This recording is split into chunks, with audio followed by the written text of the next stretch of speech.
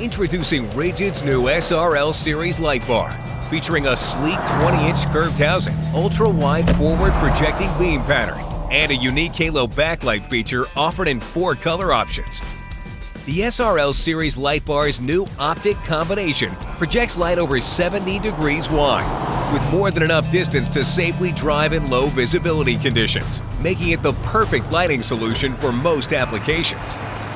The halo backlight feature is offered in red, white, blue, or amber, and is wired independently from the forward projecting light.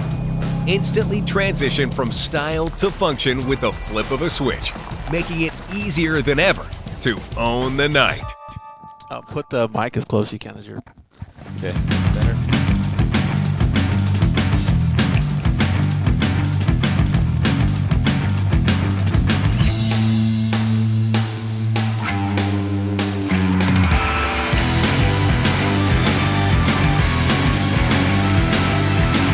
Close because it'll hear it, but okay, we're gonna come on. Coming to you live with a full stomach of tacos, George Hammel and Cody Sanders. This is the Dirt Life Show. What's up? What's up? How's everybody doing tonight? This is episode 4 of the Dirt Life Show.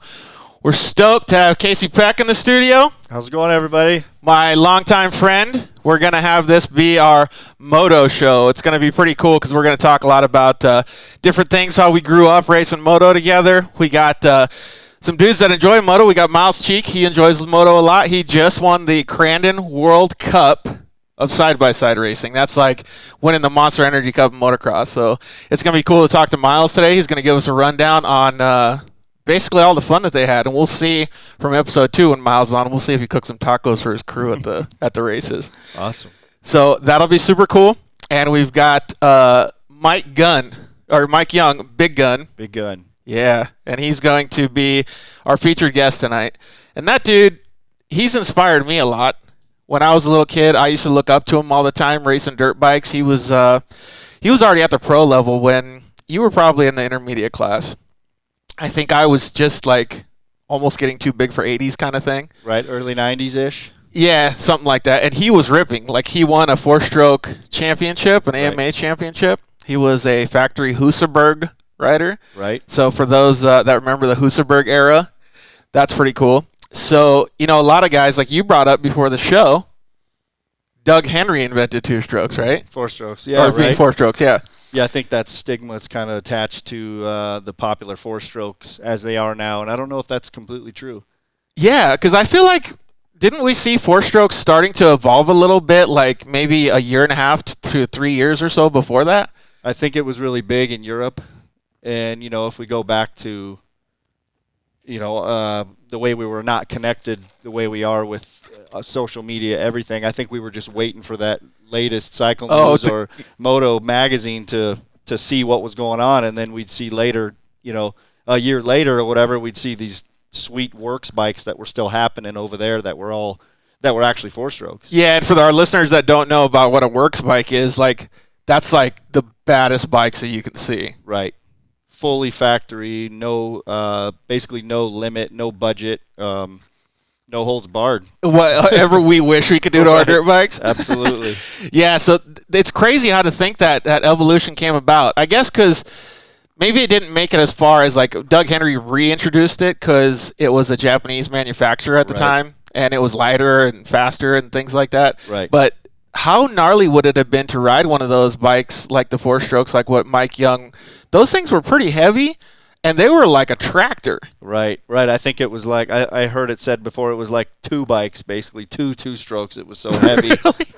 I never got to ride one, did you? I did a few times. If you remember back to Tucson ATV days, Donnie, that was one of our little, shops here in Tucson that was pretty popular. He was into basically shoehorning those big 4-stroke engines into, I guess, current era 2-stroke frames and chassis at the time. So he was always building these cool project bikes that were, different. And dang, how would that work though? Well, I guess it's kind of like those guys that are taking all this new 4-stroke stuff and putting a CR500 in it. It's like it all comes back. It's all cyclical and circular, I guess, right? Yeah, just like tight pants. Right.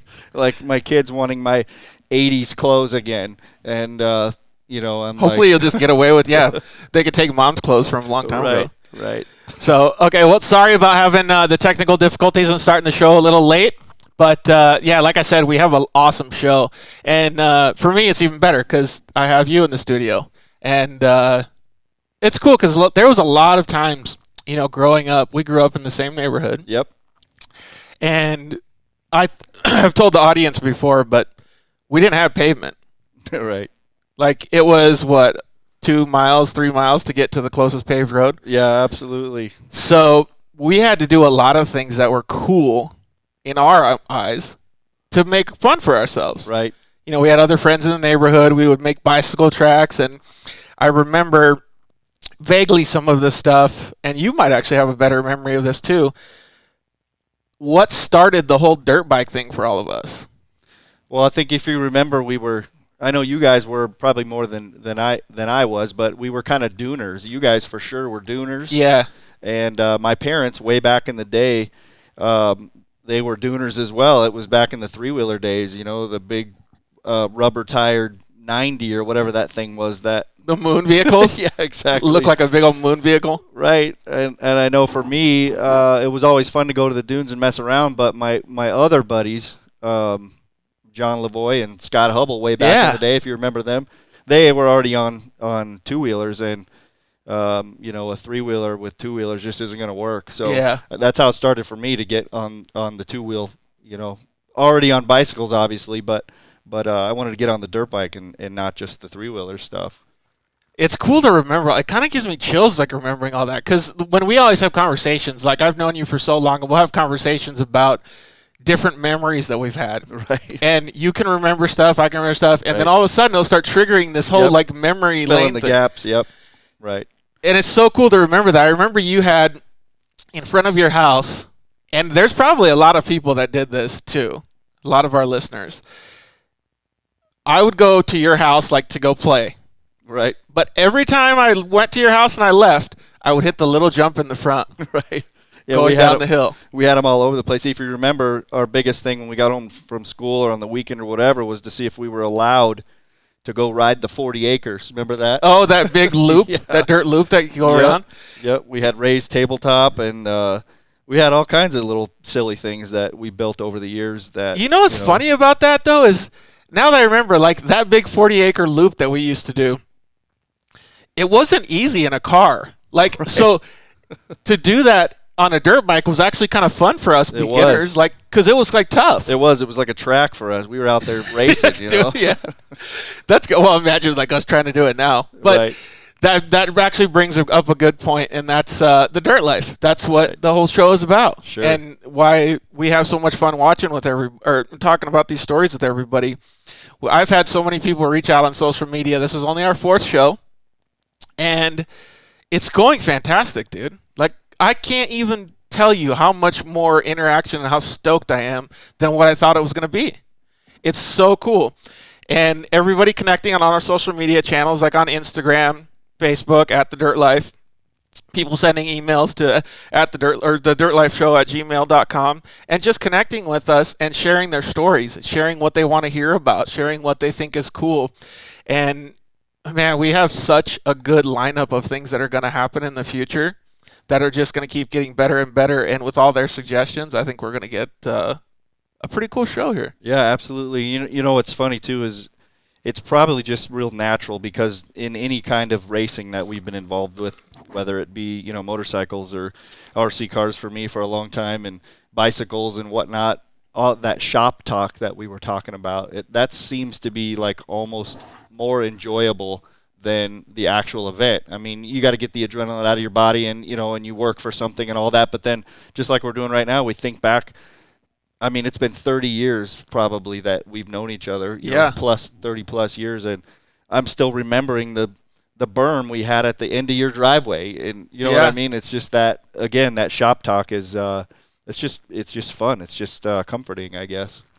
I couldn't agree more, actually. And after you're right. Now, because now that I think about it, after these different shows and stuff, it's got me in a better attitude talking about it because so many people have the same stories to share. Right. And I mean, everybody's story is different, but the same interactions and the same, way of growing up. And Right. even if they had pavement and they didn't live the dirt life when they were little kids, they still want to go play in the dirt and have fun. So it's super cool to see that. And I think it's just going to keep growing. I think it's going to get better and better. And I really honestly can't wait until, we're a year down the road and we can reminisce on this first show, second show, third show, it'll be super cool. Definitely. So first thing we got to do is we got to thank all of our sponsors. We have a bunch of people that are really, they took a chance on us, non-proven show like we just talked about, and we're growing with them. Absolutely. And the Fuel Wheels, they've helped us out quite a bit. They helped me in my racing career in short course UTV stuff. They make fantastic products. They make awesome wheels. And we got one right over here behind you, over your left shoulder. That's a Fuel Anza beadlock wheel. Those things are so durable. I ran one of those wheels for 2 years. And all I had to do was replace one of the bolts on it, and that was it. That's pretty awesome. That's crazy. Definitely. And they look bitchin' too. So Jeremy at Goldie's painted that one for us. That's why it's all blue and cool looking to match the Project Unicorn that we did. That was a fun project. Right. And Shock Therapy. Shock Therapy is a really awesome shock company. They do, I don't even remember how many off-road teams they sponsor. I think he said like 80 off-road teams that they sponsor. Wow. So if you ever remember Mitch Payton in his pro circuit days, Absolutely. and Enzo Racing and Ross Mayetta, those guys clearly have a lot of knowledge. And I remember that you sent your suspension to who would you use? It was Enzo. I had pro circuit there for a little while. I had a little, regional thing going on. Yep. But if it was paying your own money, it was Enzo. But I remember you got some suspension back, and I was like, geez, this is so good. And so the Shock Therapy guys are kind of like that for the UTV stuff. They're just leaders in the shock performance industry. Right. We have Solder Weld. They have a repair kit that you can take on your UTV, and then you can just go and you can fix any metal that you have any issues with. And most of the time it's aluminum, so you fix a radiator, you can do anything. You can make it back on your race or make it back on the trail and finish the race. So Solder Weld, those guys make awesome products. I actually had a guy call me this week and say that he ordered Solder Weld. Shout out to Nick Petrick. And he was going to get some map gas and go test that kit out on his SR1. So that's pretty cool to see that he's actually not going to go buy a new product. He bought a fix-it kit, and he's going to fix it.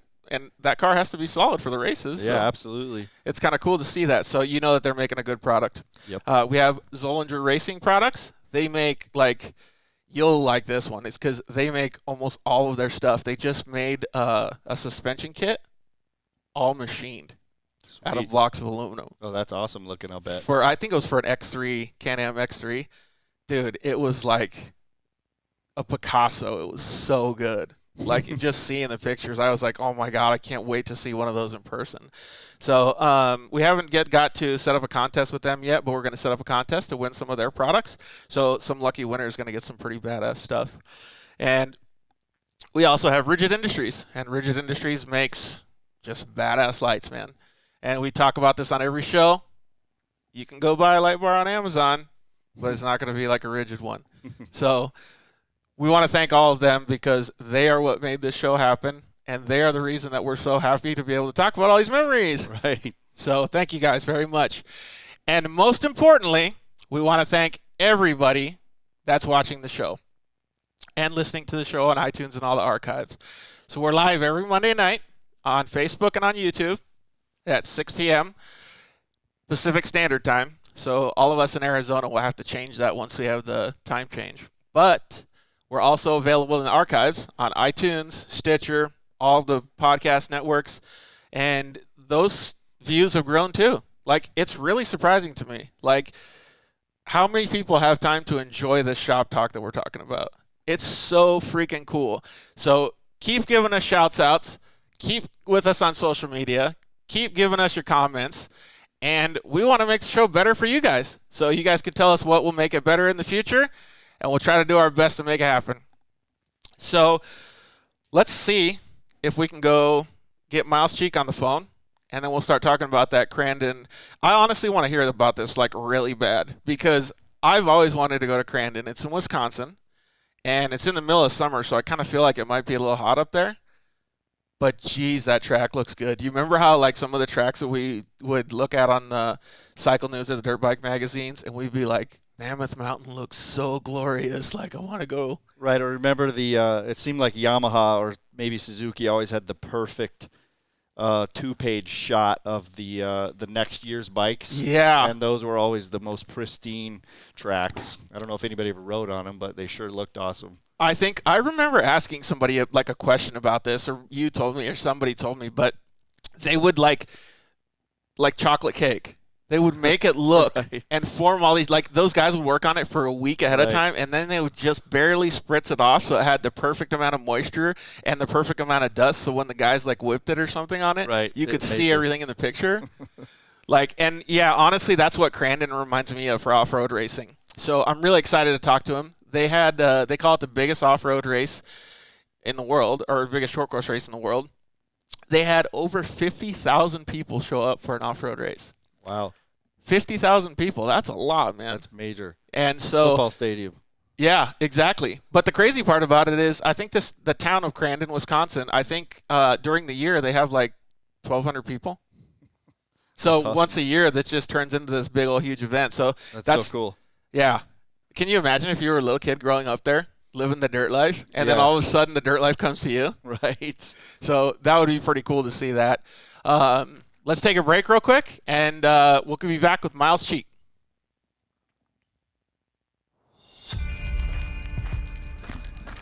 I can't hear that.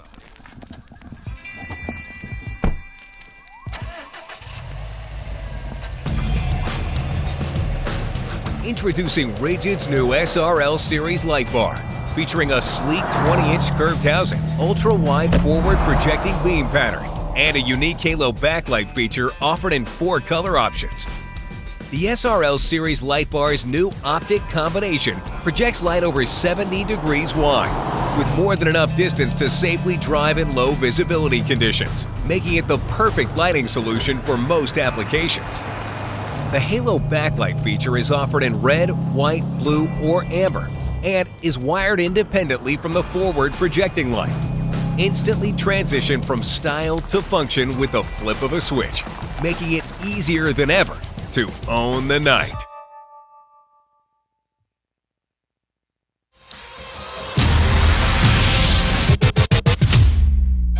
For wheels and tires with the most style, function, and innovation, look no further than Fuel Off-Road. From stock to lifted, dually to trophy truck, and UTV applications, Fuel Off-Road offers the most complete lineup for your next adventure.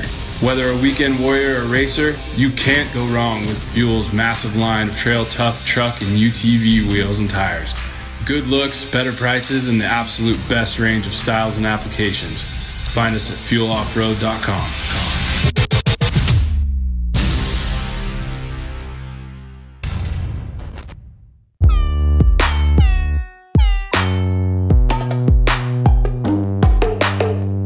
Hello, I'm Justin, the founder of Shock Therapy.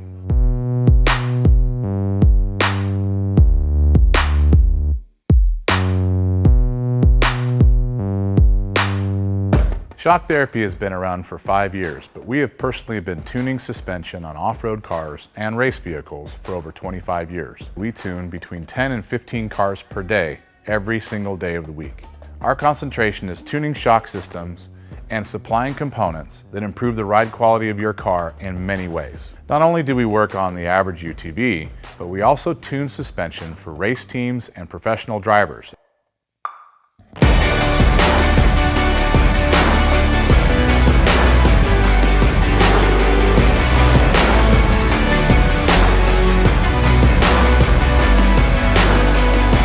We currently tune for over 87 race teams in Best in Desert and Score.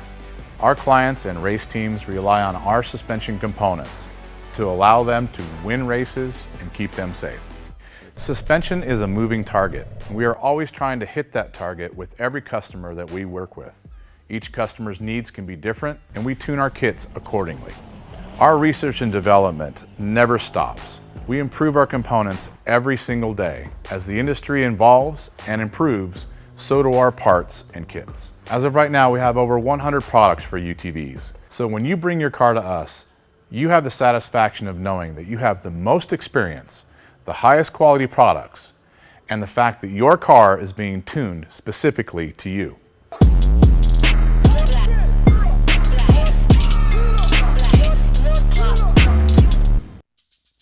Hey guys, George Hammel here to talk to you about one of our sponsors, Solder Weld. Who is Solder Weld, and what is their impact on the off-road community? Well, some of you may have seen Solder Weld's booths at the races, Lint 400, Vegas to Reno, Score and Snore events, and the UTV World Championship. You're seeing their stickers and sponsor wraps on more and more racers' vehicles every year. But who are they, and what do they have to offer us as off-road enthusiasts? Well, late last year, Solder Weld introduced their new off-road repair kit to the off-road industry and sold out their first week. The interest was overwhelming, as many off-roaders already knew of Solder Weld's aluminum radiator repair rods, and now they were included in a convenient carry kit same old in got back camo from or black. Crandon on If you're a racer Wednesday of any morning, type or super off-road early, like enthusiast 4 like a.m. myself, Dude, I feel you're like going that's to want to so take a gnarly close doing look at this all that product. stuff. Solder Weld Like has driving combined that some of their far, most it's so elite taxing. products into one small kit that yeah. fits perfectly under your seat, How was it, strapped though? into your Did you roll guys have an cage, issue and or Ronnie had an allows issue or you to something? make some insane Say that again? fixes Didn't anywhere you guys go. have an issue, or Ronnie had an issue? How or many something? of us have been in a race or Yeah, out Ronnie on the blew trail a rear gear and got a rock on the tip in a motorhome on the way radiator out or a there. brake line? Oh, Then no on shit. the Literally way seen back, a top we tier blew a desert tire race and truck took out the with a airbag. 2019 Mint 400 So the motorhome. taken out by a simple rock to the radiator. If they would have had an off-road repair kit on board, they could have been back up and running in just a minute. The kit includes everything you need to work on dirty aluminum, stainless steel, copper, and many other metals.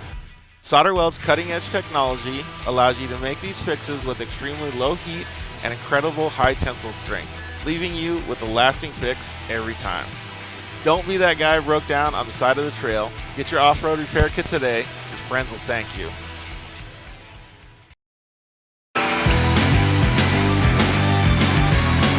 No problem.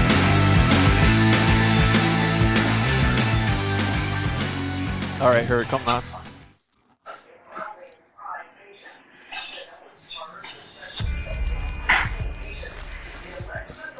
What's up, everybody? Thanks for tuning in tonight. We got Myles Cheek, Crandon World Cup winner. Crandon World Cup winner. Now you can put that in your resume, I guess. Instagram Huh? bio? Yeah. Oh, yeah. Hit the screen so we can take off the audio stuff. Just tap it. That's really cool, man. And so what was it like going up and doing that track, man, at UTV? It looks like you're pinned the whole time. Yeah, it's a real wide open track, so it's pretty fun. Like, you're coming into the gravel pit corner so fast, so it gets a little bit hairy there every once in a while when you're with some other guys, but What it top was speed actually did like you a hit? super fun weekend out there. What top speed did you hit? I think my aim set around like 70, 80 miles an hour, like 78. Dang, dude, that's crazy. And you're never shutting down the whole time you're going through that corner? It's either your full brake or wide open, you know? Dude, that's so awesome. Well, before we get into how exciting that was to win the World Cup, tell me about the trip across the country from California to Wisconsin. Oh, the drive there went perfect. It was 2 12-hour days, and we just finished up the last day, a little like 6-hour cruise in. Like, went perfectly. Then on the drive back, going through Colorado, I was going a little bit too fast, and I got the tires hot in the motorhome and blew a tire on the tag. Oh, Took man. out the whole airbag on the back, so the motorhome's still in Colorado. I got to go out there in 2 weeks or so, pick it back up. But Colorado's besides not too that, bad. it was a great trip. That's awesome, dude. That motorhome is pretty nice, too. We were talking about on the first show how we try to keep up with you guys, and you guys drive that thing pinned everywhere. Oh, yeah, so it needs a little bit of work, but we'll Well- be back in action here pretty soon. You sent me some pictures of the Moto mini bike track that you had, and in studio with me today I got my buddy. His name's Casey Peck, and we grew up riding mini bikes and dirt bikes together. It was really cool, like living the dirt life. Oh, yeah. So That's what me and all my buddies in the winter, we just go up to that same hill, shovel out a new track each year, so it's always a little bit different. But That's it was a super lot cool. of fun this year. that's super cool, man, and especially because it's like the same things that we grew up doing, man. It's so rad. So whenever you guys have to go out there and shovel those jumps, Oh, yeah. Whenever you guys have to go out there and shovel those jumps and do all that stuff, do you consider it work or do you consider it for like fun and like training and like stuff like that? It's a lot of fun because we just go up there, we're cracking jokes the whole time, you know. But it's more fun than I would consider work, you know. Like we just have to finish this and we can go ride, you know. It's just kind of like one of those things. Are you better than all your homies? Are you better than all your homies? What was that? Are you better than all your homies?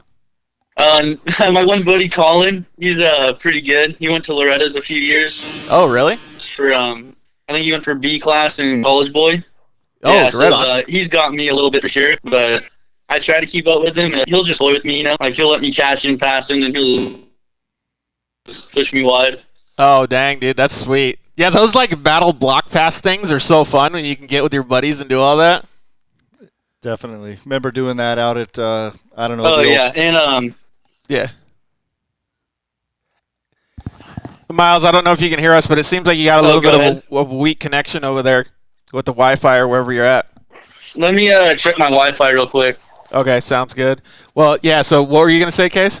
I was going to say, remember staying out. We were supposed to be back by sundown, but it seems like we're out at the cow pond track till you can't even see, and we're still doing that to each other. It's just so much fun. Yeah, because you just want to never stop. All right. Is that how you guys do it too? Like you got to work the next day, but you just keep going because you're having so much fun?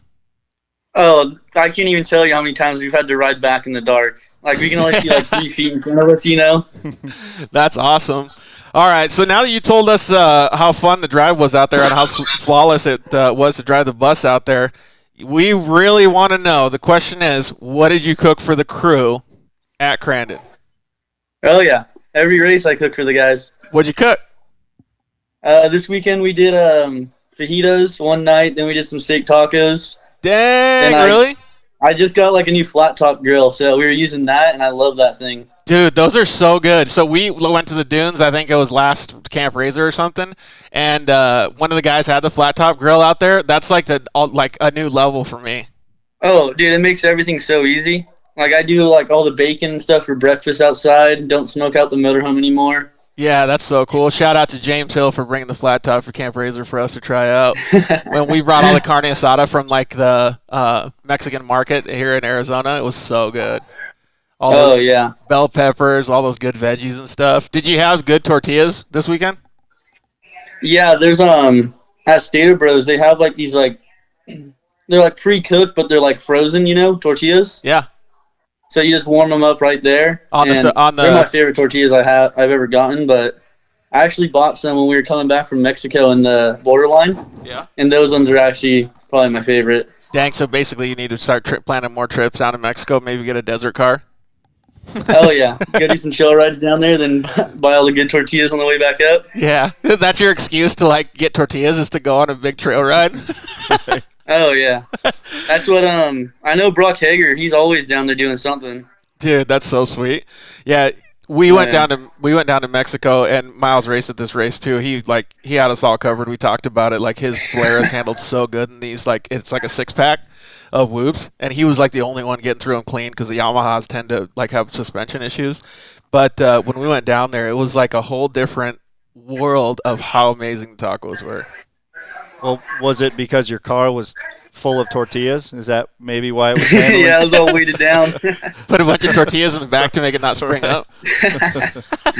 Sweet, dude. That's all Walker Evans shocks right there. Hell yeah. All right, so let's get into the meat and potatoes. Tell us how Crandon was. Start from the beginning and start telling us how qualifying went, how the track was, and how the competition was. So, we show up we got there Wednesday. It was kind of rainy, not too bad. Then Thursday it actually rained pretty good, at midday. So they actually canceled all practice on Thursday. Really? Yeah, so we didn't get any practice. Then I think we were supposed to qualify for Saturday's race on Thursday too. So we didn't get to qualify for Saturday's race. How was it setting up the car then? You didn't get to? So on Friday we went and did the parade, got back to the track, and it was within 10 minutes. They're all right, you guys want practice? 2 laps, come over to the staging. And you just go. So we went over there, got 2 laps of practice. It was really nothing that good, you know. Then, It's it was good that pretty you much- know your car though, because like you already know it Yeah. good enough to. And that's my third or fourth year going there, so I have a pretty good idea what I'm going to expect out there on the track, you know. Yeah, like a baseline setting. So how was that Yeah. parade though? I thought it looked like Oh, the parade's awesome. I saw some like Fred Flintstone mobile. Oh, dude, he's there every year. What is that thing? I can't even tell you. Like it's 100% wood on the outside, like wood wheels on it, and I think his name's like Squirrel or something. That's riding passenger. He's got like a shotgun in the side, and he's just blasting the thing off. Dude, you should see this thing. It really looks like Fred Flintstone's car. Like the wheels are all out around, so it goes down the street like bouncing up and down. It's crazy. Nice. What motor does he have? And in they that got thing? like some like little doll legs hanging out from the bottom of it too. So it actually looks like they're using their feet to push it, you know? Oh, really? Yeah, it's pretty funny. That is cool. What do you know? What motor's in there? Is it like an old school V8 or something? It's got some V8 in it. I'm not sure what it is. How fun is that to see that thing though? Did a bunch of people get pictures with it? You get any selfies with it? They don't really stop that much. Like they're just really cruising by. How's that? But they're throwing out candy, water bottles, all kinds of different stuff. Oh, so it's not like it's for promotion too, like so vendors have areas and stuff. Yeah, they just kind of cruise through, but all the cars are usually like parked up on the side and stuff. Do people come over to you and get autographs and stuff like that? I didn't give any autographs, but like whenever someone comes up, like they just love talking about the cars. Like they just appreciate off-road so much out there. Way more than like what we're used to in Southern California and Arizona and stuff. Yeah, they like it a little bit more than all the guys out here for sure. That's cool. And Casey and I were talking about it earlier too, and you can expand a little bit on this. Is like there's 50,000 people out there. Oh, it's insane how many people are there. That's like did you see Bryant Lambert's aerial shot of all the campers out there? Yeah, that dude, it was crazy. Dude, it looked like it's Redbud. Insane how many people there are. Yeah. And like if you just try to stand on like the grass hill to watch the races, like you're gonna be bumping shoulders with someone the entire time. There's so many people. Like how Redbud is for motocross. Oh, it's pretty much the Redbud for off-road racing for sure. That's so cool, man. How many people were in your class? There was 43 cars. And so for anybody that doesn't know, Myles races Production 1000, which is the same class that I raced. He races a Polaris, and a lot of the other guys are in Yamahas, and now they have the Arctic Cats in that class too. And then they have Production Turbo as well. But a lot of times, depending on the track, I don't think at Crandon, but depending on the track, the lap times are pretty close because the cars have less lag. They don't have any turbo lag, so it's cool because you can come out of corners quick and stuff. Right. Well, how was it like having all those people on the track at once? Was it sketch? It was a bit of a mess for sure the first day because on Saturday we didn't get to qualify going into it. So I had to start 38th, I think. Then like Cole Keats, Brock Hager, and Robbie Hornsby, they're all 41st to 43rd. So they're all the way like very, very last row. So a lot of the guys that you're used to racing with at least. Yeah, and they stack us up like 4 deep in rows. It's like 11 cars across each row. How big of a disadvantage I think we probably went like 40 feet after the green flag, and there's already cars flipping right off the line and stuff. How big of a disadvantage was it to start way back there? I got kind of lucky because I was all the way on the outside, so I could kind of go around the whole mess, you know? Yeah, I guess that's like a blessing in disguise almost.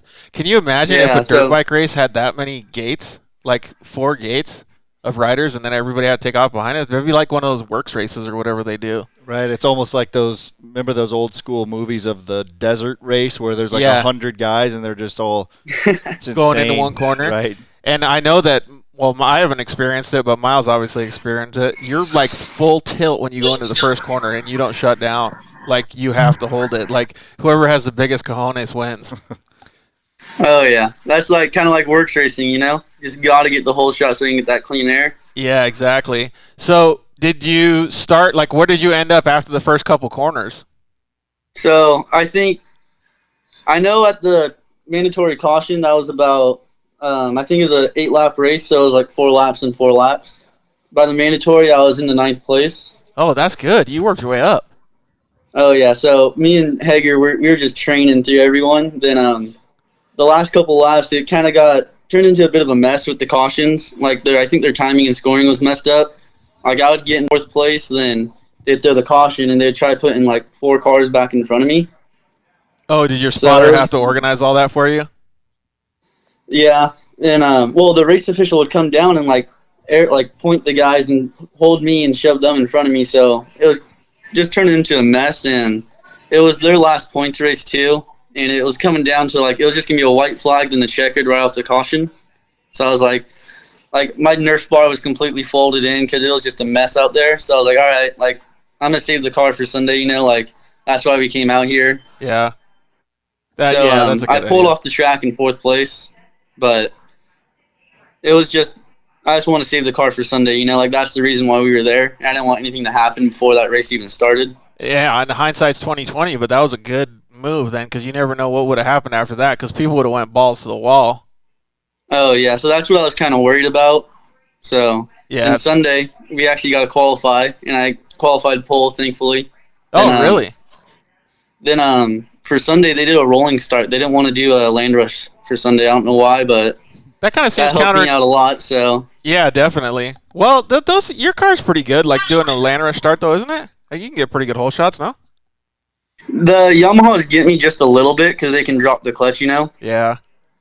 So, they'll inch me, for 10 feet right off the line. Then after that, we're dead even again.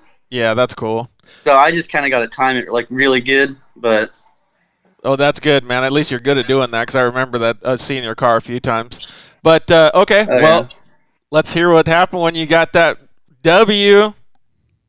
Oh yeah, that was a good one for sure. We just got out front right off the start. Then there was a couple cautions, and I just had to protect the inside for the first couple corners. And after that, I would get about 3 car lengths on him, so I could actually start running my own qualifying lines again. And so who were the competitors that were up with you in the top 5, top 3?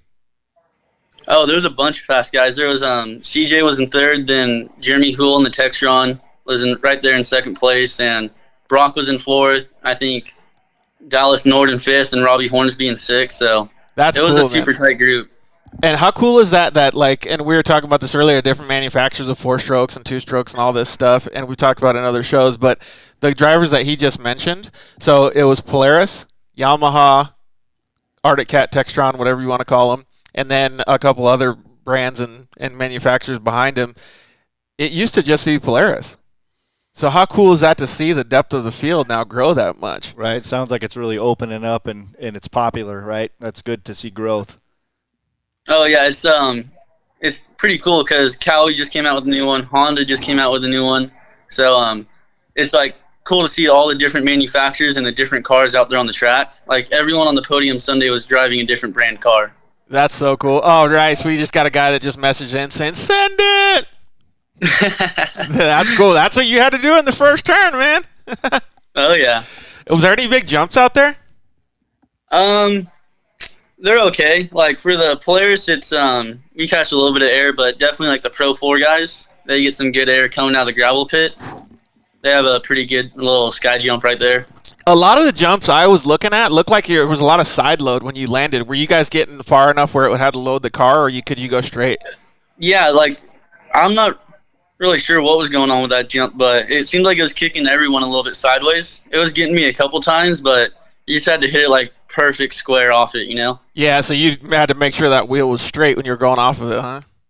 Yeah, leave the ground at the same time with the first 2 and the back 2, How tight were the battles that whole race before you took the W? Oh, they were tight for sure. Saturday that's when the good battles were really happening for me because I had to work my way through the field a little bit more. Mm-hmm. And I think in the gravel pit, everyone was wanting to run the bottom, but it was just too slick down there for me with the Hoosiers. So I had to run the top, and the top was working for me right there. I think I was passing about 2 or 3 cars a lap there. Dang, really? Just holding that momentum, huh? Oh, yeah, and it was so dry up there that I could go a little bit deeper and still get the good drive off, And I haven't been able to watch the race. I don't know where we can actually see it at. Maybe you do. But it looked like to me, when you have that, open up a track, if you don't keep the momentum, let's just say you do take the inside instead of the outside where you were, that it'll cost you a half a second or 3/4 of a second going down that straightaway because you haven't built up yet. Oh yeah, because you can be 5 miles an hour down leaving the corner, and that's going to carry all the way down the straightaway. Yeah, exactly. And especially with a belt-driven car, you got to make sure you have that thing wound up going in out of that corner. Dang, that's why it's either full throttle or full brake. Yep, exactly. Well, all right. Well, so tell us about the rest of the race. So Saturday it just kind of went like that. Just pulled off early. Then Sunday we just got out just enough where I could start running my qualifying lines again. I could start opening up the corners a little bit. So Sunday was honestly, I don't want to say boring, but it was just like the track was pretty one line. Oh, really? So it was kind of just like the fastest way around the track was just running the bottom everywhere. What about the mandatory caution? Did anybody come up on you in that mandatory? They would like throw the front wheels in there though, but I had like just enough where I could keep it pulled off the corner if I like wanted to hit the outside, Yeah, that's good. How was it driving against all those different cars? Because I know that on the West Coast you get to drive against a lot of those guys, but the whole thing about momentum, like we talked about, it changes your whole driving perspective and everything that you have to do on the track when you have such a high-speed course, and the Yamahas are clearly limited by gearing, and the Polarises are limited by their CVT. So how was it having to adjust to all that stuff and knowing where the drivers are behind you, their shift points, and where they're going to be strong and stuff? Yeah, you kind of have to like when you have a Yamaha behind you, or if you have like a Polaris or Textron behind you, you kind of have to drive a little bit different because the Yamahas can go straight down the bottom, rotate, and just grab a gear and go off the bottom, Yeah, exactly. So, like, when I see a Yamaha behind me, like, I'll kind of not protect the inside a little bit more, but I'll come down a little bit earlier when I'm starting my corner. Yeah. That makes a lot of sense, though. Yeah. Then, but driving there, I almost want to say it's like a road course. Like, you don't really want to get the car too sideways. You just want all momentum everywhere, you know? The whole time. That's cool. Yeah. And then it must have been, like, pretty cool to come across that finish line knowing that you won the 50th anniversary of the Crandon World Cup. That was huge. Yeah, it was pretty big for me because the last couple of years we've gone there, we just struggled a little bit. Like, I was leading it one year, then had a little bit of malfunctions, and last year I just didn't quite have enough to get around CJ, but coming back, winning this year, finally getting the ring at Crandon. Did they give you so what do you get? Like, do you get a trophy or a prize or a check, or like what do you guys get? Yeah, I got a medal from him, but it's actually in my dad's office right now. Oh, I was gonna say the medal's super cool though. Then I got like a big old check from him. Dang. And then I'm supposed to be getting a ring in the mail here pretty soon. Really? Dang, dude, that's like winning the Super Bowl, son. Oh yeah. Cool. Well, but congratulations. I'm really excited about that. Congratulations on doing that, man. That's so awesome. How did you feel? Like, did you have chills, like, standing on top of the podium? Like, yes, I did it. I slapped the roof a couple times when I got out. Yeah. Sweet. You call your dad? Dude, I was so pumped, though. You call your dad and your family and stuff and let them know what happened? Oh, yeah. My dad came up, just gave me a big old hug right there. Dang. Oh, so he was actually there. I thought he stayed back in California, no? Oh, my mom stayed in California. Oh, cool. So your dad was there. Dang, he got to live that dream. My dad was there. Sweet, dude. That's so awesome. My mom was cheering, watching the computer. How awesome, dude. Well, I'm glad you have such a good family to be able to give you the opportunity to do all this stuff so that you can cook for them, you can win for them.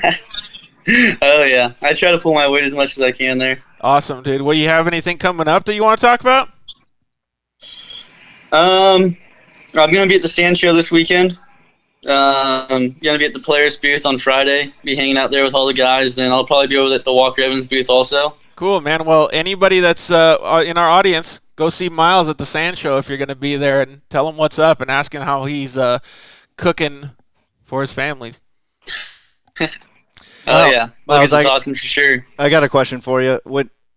Sometimes you go to these races, you're all super stoked about it, obviously, and tons of prep and practice, etc. You got your whole program ready to go, and then you show up and there's weather. And then at the end of the weekend, looking back, it's almost like those victories are like they're almost like worth more. Do you feel that? You know what I mean? Like you get there and you don't want that limited practice to mess you up and get in your head. you have to face a little bit of adversity to really get it. It's like we were working on the car until about 10 o'clock at night on Saturday night trying to get the thing ready for Sunday again. So I just got to really thank my crew chief, Tim, and my dad. They put in so much work for that on that car and just for me to go out there and race. So seeing how hard those guys worked and the little bit of adversity we had to face that weekend, it just made it all that much sweeter. Yeah, it seems like when it all comes together, those kind of weekends, like I said, they almost seem like they mean more, you know? So yeah, awesome. when you actually have to really push for it. Absolutely. You know, and the other thing, too, with that limited track time, it really the cream rises to the top, as they say, and, starting in the back and doing all that stuff, it sure seems like maybe you had time to gather your thoughts and, find the lines and it just all came together. That's pretty awesome. Oh, yeah, we were all talking Saturday night, just trying to do, we wanted to make some changes, but we didn't want to do too big of stuff because we only have 2 laps qualifying and right into the race again, and we knew we had to qualify good, so we just got the car as good as we can, as fresh as we could get it, going into qualifying just to make sure we can get a good qualifying spot. Yeah, that's key, man. That's so cool, man. Yeah, and like what you're saying, I guess that prep is really important, especially when you have that limited amount of time. Yeah, I mean, that's when it all feels like it pays off. Like, you're confident coming in. You guys have wrenched your butts off, and then you know that no matter what happens, you're going to throw that car out there and you're going to do the best you can. And when it's miles ahead of everybody else, that's pretty awesome. Good feeling. Oh, yeah. And it was pretty cool because this was actually my first win of the season, too. Awesome. So that was that's the one to win for sure, Absolutely. Yeah, that's like you don't race Supercross, you don't race motocross, and all of a sudden you just go and smash the Monster Cup and just get $1 million. Yeah. Right. Oh, yeah. That's so cool, man. Well, thank you again, Myles, for coming on and giving us your lowdown on Crandon, dude. This bitchin'. Like I said last time, you're an awesome kid, and I'm glad that your dad gives you the opportunity to do all this stuff, and keep working hard and kicking ass, dude. Oh, yeah. Thank you guys again for having me on. It's always a pleasure talking to you guys. Yeah, we'll talk soon, I'm sure. Yep, congrats. Right. Have a good one, guys. Congratulations. See ya. That's so cool. I love seeing, like, that, just like you said, like, how much work it takes for people to have that ability to go out there and, like, he's a good driver, a really good driver. Right. Got to have that, obviously. Well, I was thinking about it when you were asking him that question. I know that you raced RC cars for a long time, and you still do.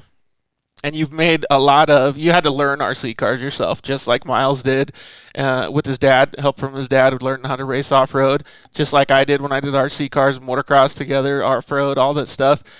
And you made a really good point about that setup and the team because, I've only raced RC cars at a local level. They're fun, but it's nothing compared to the stuff that you've been through when you're part of the crew for a top-level driver that's going for a world championship. Right. Yeah, it's pretty insane, and I know it sounds kind of silly, but it really applies to all racing.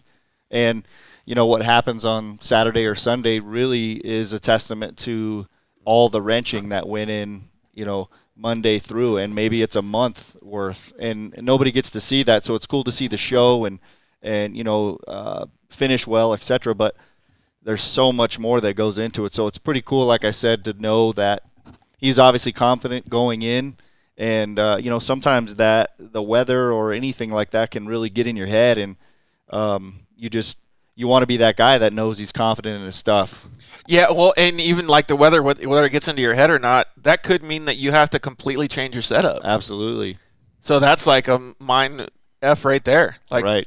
So how do you deal with that? That's cool, though, that he was able to adjust, and especially he said he's done it for 4 years, but he doesn't live there. He lives in Southern California, Southern California. So it's cool to see that. And for you to ask him those questions is really cool to me because I could almost see what's going on in your head thinking like when you were dealing with a person like Adam Drake and a top-level RC car guy, and you're on the other side of the fence. You're not racing. You're handling a lot of the pit crew stuff. Right.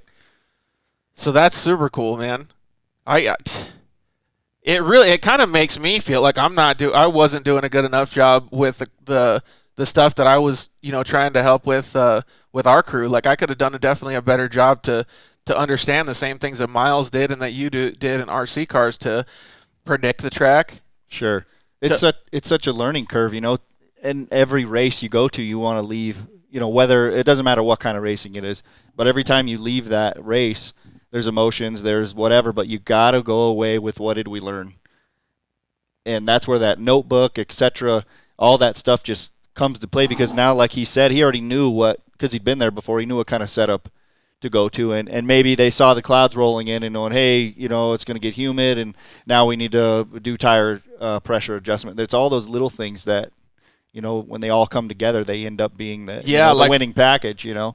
You're right. Like let's just say he ran 18 pounds of pressure in his tires. What if they had ran 20 and it gave him that 2 mile per hour less, right? And he ended up in 4th instead of that first spot. Right. Yeah, that's crazy to think about that. That's really cool that he was able to do that, and he has that experience, and he's a young kid. Right. So that's neat. Well, I think we should just start getting stoked on this Mike Young dude that's going to come on, man. He is so badass, and I've been looking forward to this show all week because I just want to talk moto, dude. Yeah, totally. I even went out and, like, sat on a mini bike and, like, twisted the throttle a little bit and felt the brake lever. I was like a little kid. So it's cool to have that. So, all right, hit us up in the comments, and we will be right back after a commercial break from our awesome sponsors.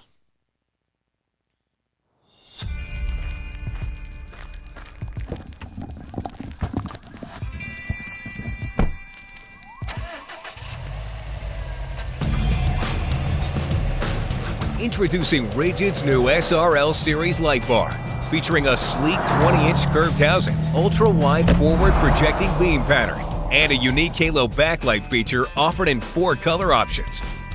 The SRL Series light bar's new optic combination projects light over 70 degrees wide, with more than enough distance to safely drive in low visibility conditions, making it the perfect lighting solution for most applications. The Halo backlight feature is offered in red, white, blue, or amber, and is wired independently from the forward projecting light. Instantly transition from style to function with the flip of a switch, making it easier than ever to own the night.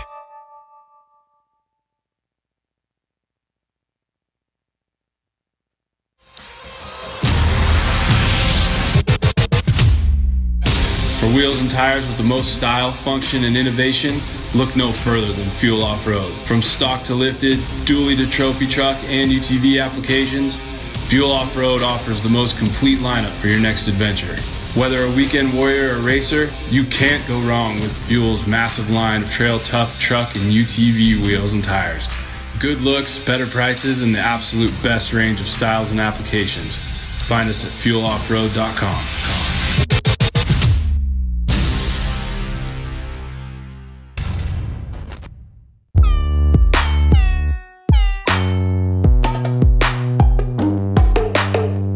Hello, I'm Justin, the founder of Shock Therapy.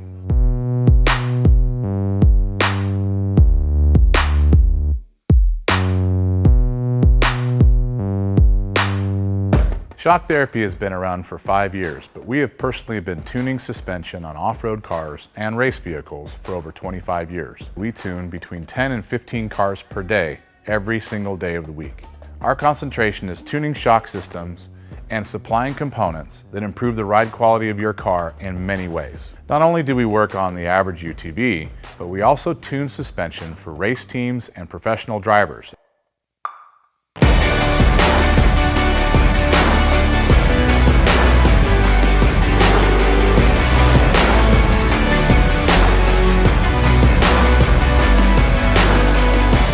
We currently tune for over 87 race teams in Best in Desert and Score.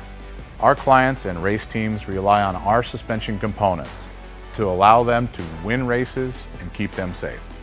Suspension is a moving target, and we are always trying to hit that target with every customer that we work with. Each customer's needs can be different, and we tune our kits accordingly.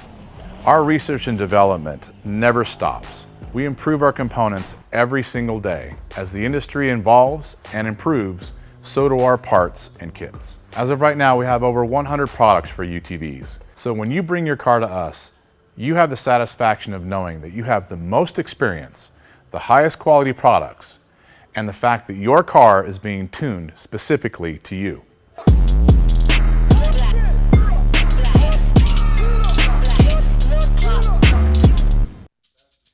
Hey guys, George Hammel here to talk to you about one of our sponsors, Solder Weld.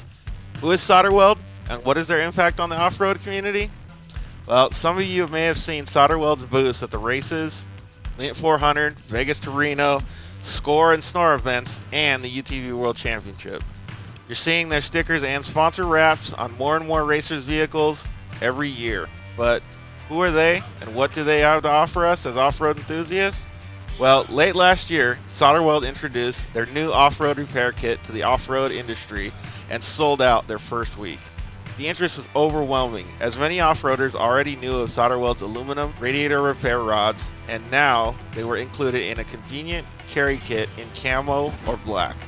If you're a racer of any type or off-road enthusiast like myself, can hear you you're guys. going to want to take a close look Right, at this product. We got Solder about Weld has combined some of their most 30 seconds, elite maybe products a little less into before one the small show kit that comes. fits perfectly under your seat. Good to see you, dude. Or strapped into You your roll too, cage bro. and You're allows looking you to good. make some trying. You're all insane fixed fixes up. anywhere you We go. should get into a little bit of that. How many of us have been about in a race or out on the Talk trail about, the and stick got a that you rock help chip us and a to radiator or a other brake people line? through because we have that Literally confidence. seen a top-tier desert race truck No with sweat. the 2019 And we definitely want to hear your story 400 too. So taken out by a I'm simple all rock whatever to the you got, radiator. whatever you If got. they would have had an Well, off-road repair this is kit all on about you, board, dude. they So could have been we're back gonna, up running in just a minute. you want to talk about road Kit recovery a little includes bit too? everything you need to work on Yeah, dirty that's aluminum, fine. stainless steel, Sounds good to copper, me. I and want to many hear other about the metals. Lucifer stuff. Solder Weld's cutting-edge The technology Lucifer allows you to stuff. make these We were fixes talking with about that, extremely how low gnarly heat those things Now and you gotta incredible ask the high question tensile of where strength, did the name leaving Big you Gun with a Exhaust come lasting from? fix every time. I always thought it was your huge Don't hog, be that dude. guy broke down on the side of the trail. Gotta ask that Get your one, 'cause off-road that's a good repair one. kit Here, let me today. turn the volume Friends, up. Hold thank you. All right, you're maxed out. Okay, cool. All right, we're coming back in about 15 seconds.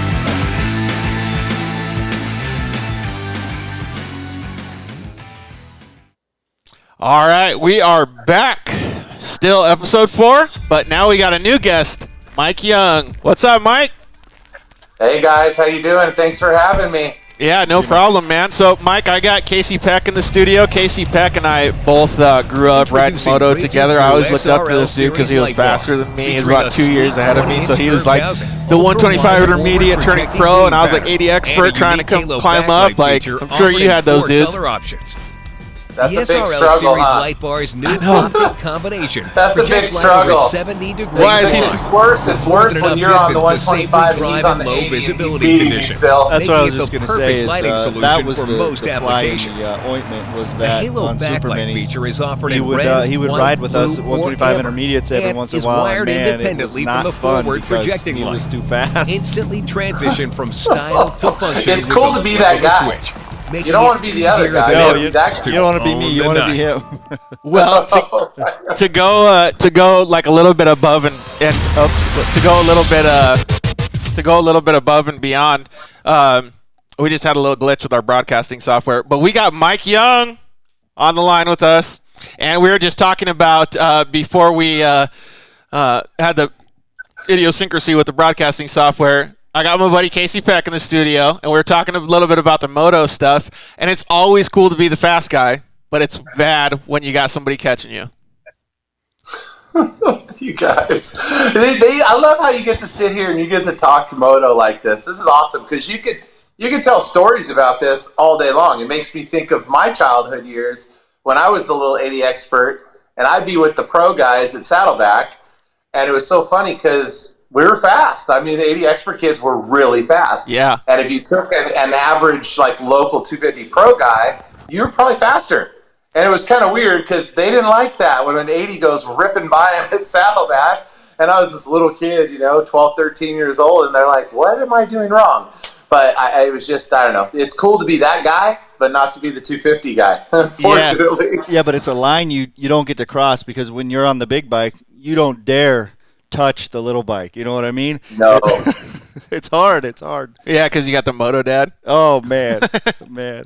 But the worst for me was, we're going to talk four-strokes and stuff tonight, I know, but it was interesting being one of the only four-stroke guys on the track at times, and they looked at you like you were like a convict or something, What's wrong with you? Like, what is this guy doing? Yeah, And you're like, you're messing them up, right? You're messing them up, so Right. it's pretty funny. Would you build that in your garage? Is that the kind of stuff that, yeah. What's the noise that I'm hearing? Like, what is that? Right. Is that your lawnmower? That's crazy to think about that. Well, before we get into all that stuff, let's get a little bit of background on you. So before you start giving a little bit of background, I want to toot your horn a little bit because I remember when I was a kid on 80s, we only got to do, I was a kid living in Arizona and I hadn't moved to California yet, but I got to come out to Glen Helen and to Paris a couple times.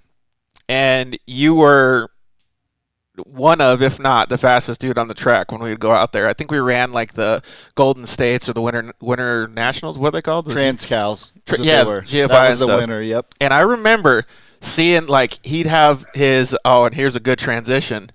Seeing his big gun or like whatever butt patch he had, going, dude, that guy is so sick. I want to be just like him. Was it Young Gun? Yeah, I had a couple different ones. Okay. I had 2 butt patches. One was Big Gun and one was Young Gun. Okay. So I had 2. So I remember. Yeah, and I remember seeing those, and I think you were wearing JT gear or something at the time. And that was probably like what year? Around 93?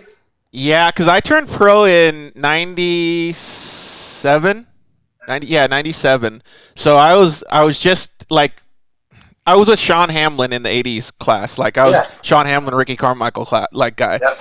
And we would do good. Like I was just this kid from Arizona that didn't know anything about like how badass the California dudes were. We'd go out and compete with those guys for wins and stuff. It was fun. But it's that whole mentality, like the dirt life mentality, because I looked up to you, Casey, and to you, Mike, like as a little kid going, I want to be able to be that cool one day.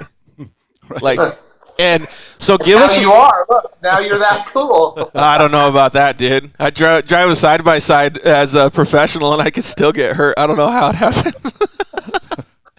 Well, give us a little background, man. Like, what made you get into dirt bikes and stuff?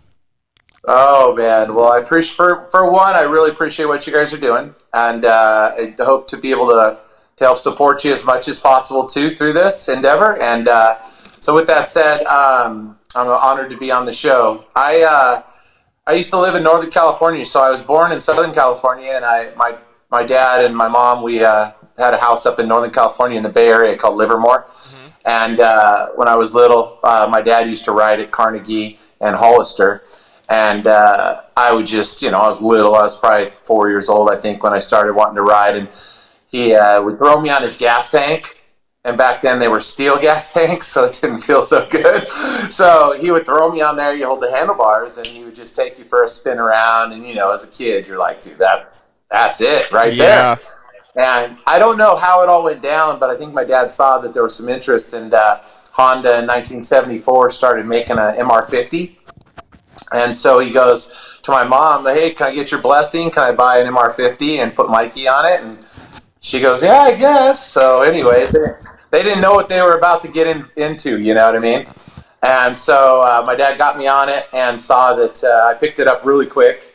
And he's like, hey, maybe there's something here. So he took me to this local track we cut up north called the Powell Track in the Bay Area. And we'd go there and ride. My dad would literally take me almost every day. And I'd ride and just ride and ride. And he said I guess I went back and asked him, but he said he let me practice for 6 months straight before he ever let me race the first race. So he wanted to make sure I was prepared, So I went out just lap after lap after lap. I can remember those laps too. I remember it was just horrible.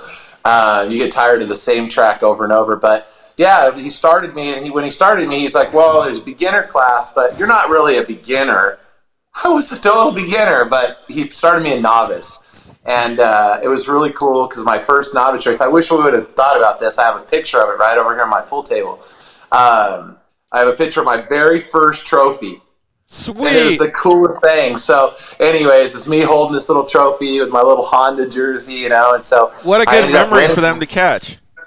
It's crazy. Well, when you look at the pictures, when you go through your old photo albums, it kind of brings that stuff back. Otherwise, you probably would never remember, So I started at 5. That's crazy. And we raced up there. We did NMA, Ponca City, all that stuff. Loretta's wasn't really popular yet. It was Ponca and World Mini. Those were your mini bike things, So we did all that. And then my dad's just like, look, 1980s comes around, and move up on the 80s. And so he's like, Southern California is where it's all at, and I got a job offer. Yeah. So why don't we move down there? And I was just started 5th grade, and he goes, we're going to move to SoCal. And I'm like, okay. So meanwhile, I just got some Yamaha support, and they're giving us some bikes. Sweet. And so I got a couple little YZ80s, I was all like the happiest kid in the world. And so we moved down here, and it was a rude awakening. I was fast up there, but down here, it was like a whole, like you were saying earlier, Arizona here. Yep. You guys are fast too. It was like awakening down here. These guys were no joke. And so it was almost like I stepped into the wrong class. But I stepped down here and just started riding and racing and go Trial to by fire. Well, yeah, that's what it was. Dad just like, here, you're in there. So we came down and just went for it. And it was cool because being down here in the mecca of it, you just start getting in and you're there every weekend and they start to go, hey, would you like to be part of this? Would you like to be in this magazine? Would you like to be on the catalog? And it just started to trickle.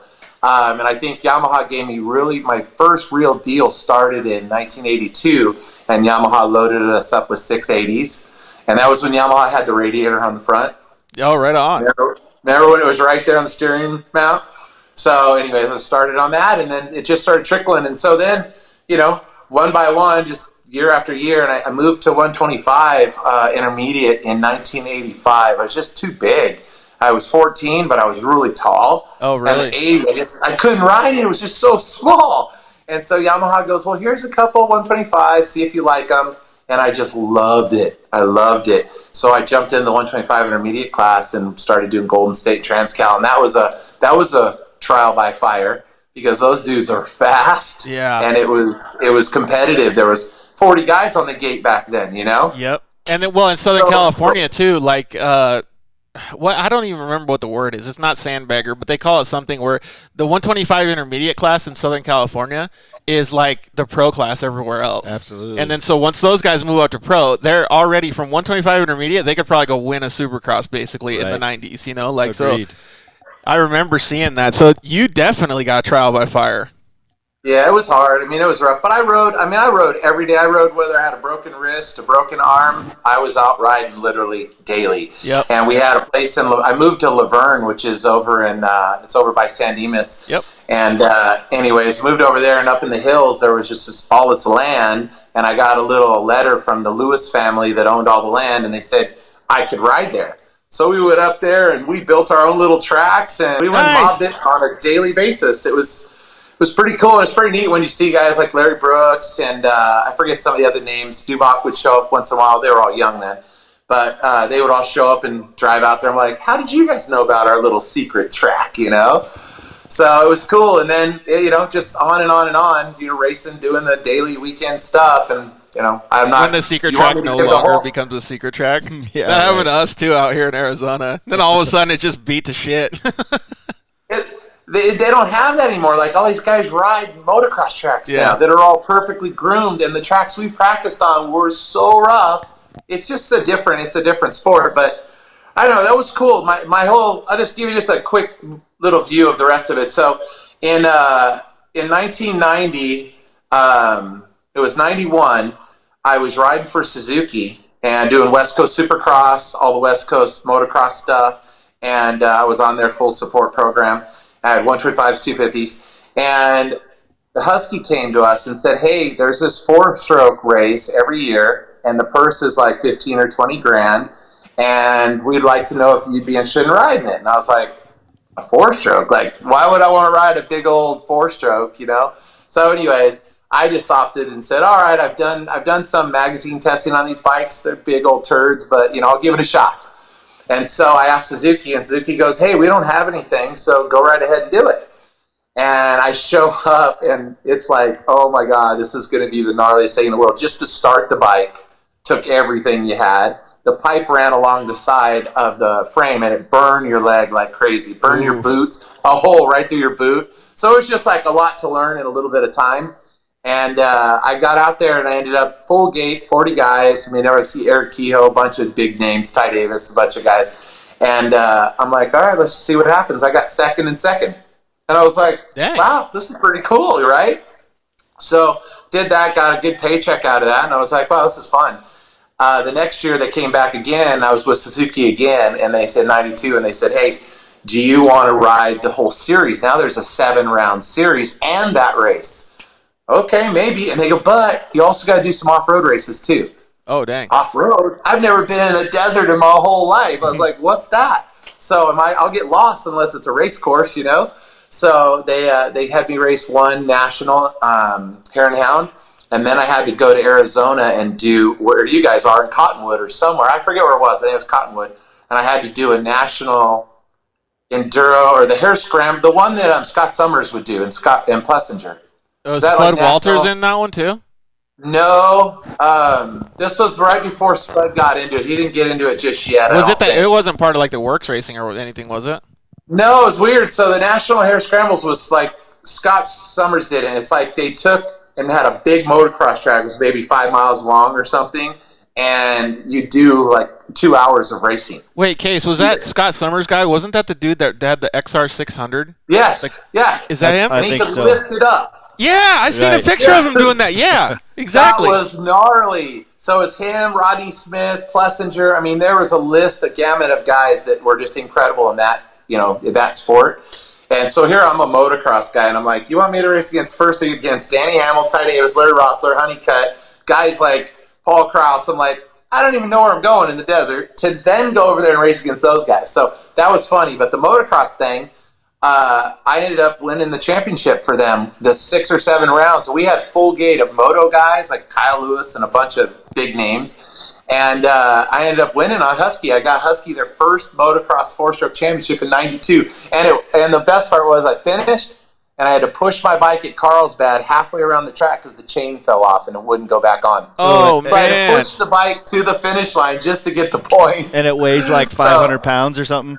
Oh, I was dead. And so I just wanted to lead into that because that's where the 4-stroke thing started for me, which changed my entire career. Yeah, so that's totally cool. A total different direction. And I love the part about the resilience and stuff. Like that'll come up a lot in the rest of his story, but a lot of motocross guys have that never give up attitude. In fact, we have a little never give up thing right here, so that's kind of cool. But yeah, and to go out and do what Mike did, having no idea what was going to happen. No idea of how a 4-stroke was going to handle. No idea of who he's going to race against. These are just totally foreign competitors. And to go and do a race series, or not a race series, a race that he has no idea where he's even going. Right. Fully commit, head first. It's 2 wheels, right? It was gnarly. It was crazy because showing up at that race was pretty gnarly, that Hare Scrambles, because I, for one, not knowing where you're going because you don't get to pre-walk the track or anything like that. To start a 4-stroke that day and age was really hard. Yeah. You had to get it top dead center, just past it, and hope that you got it the first time or you'd be there for a while. And it's a cold start. So you had to hold your hand up here and take off. And I ended up getting like a 7th or 8th place start. Crazy thing is, on the first lap, I passed all those guys, got all the way up to 3rd, and I was on the leaders. So it was Rodney Smith, Scott Summers, who's the champ, and me. And it's like, we just pulled away, and the craziest thing of the whole thing was, on the 2nd lap, I got a flat back tire. I rode the whole 2-hour race with a flat tire and stayed in 3rd. If the tire would have came off, I would have lost, but the tire stayed on. I milked that thing for hours and made it to the finish line. I was blown away. I was like, how did that happen? Dude, that's so cool. The resilience side. That is awesome. It was cool. I enjoy those kind of stories. They're fun, Absolutely. Yeah. Remember those. And it teaches you something too. Like it really does. Like I don't know. Well, you have to think. You got to think. You have to think beyond. You're like, okay, I'm in a situation, a crisis.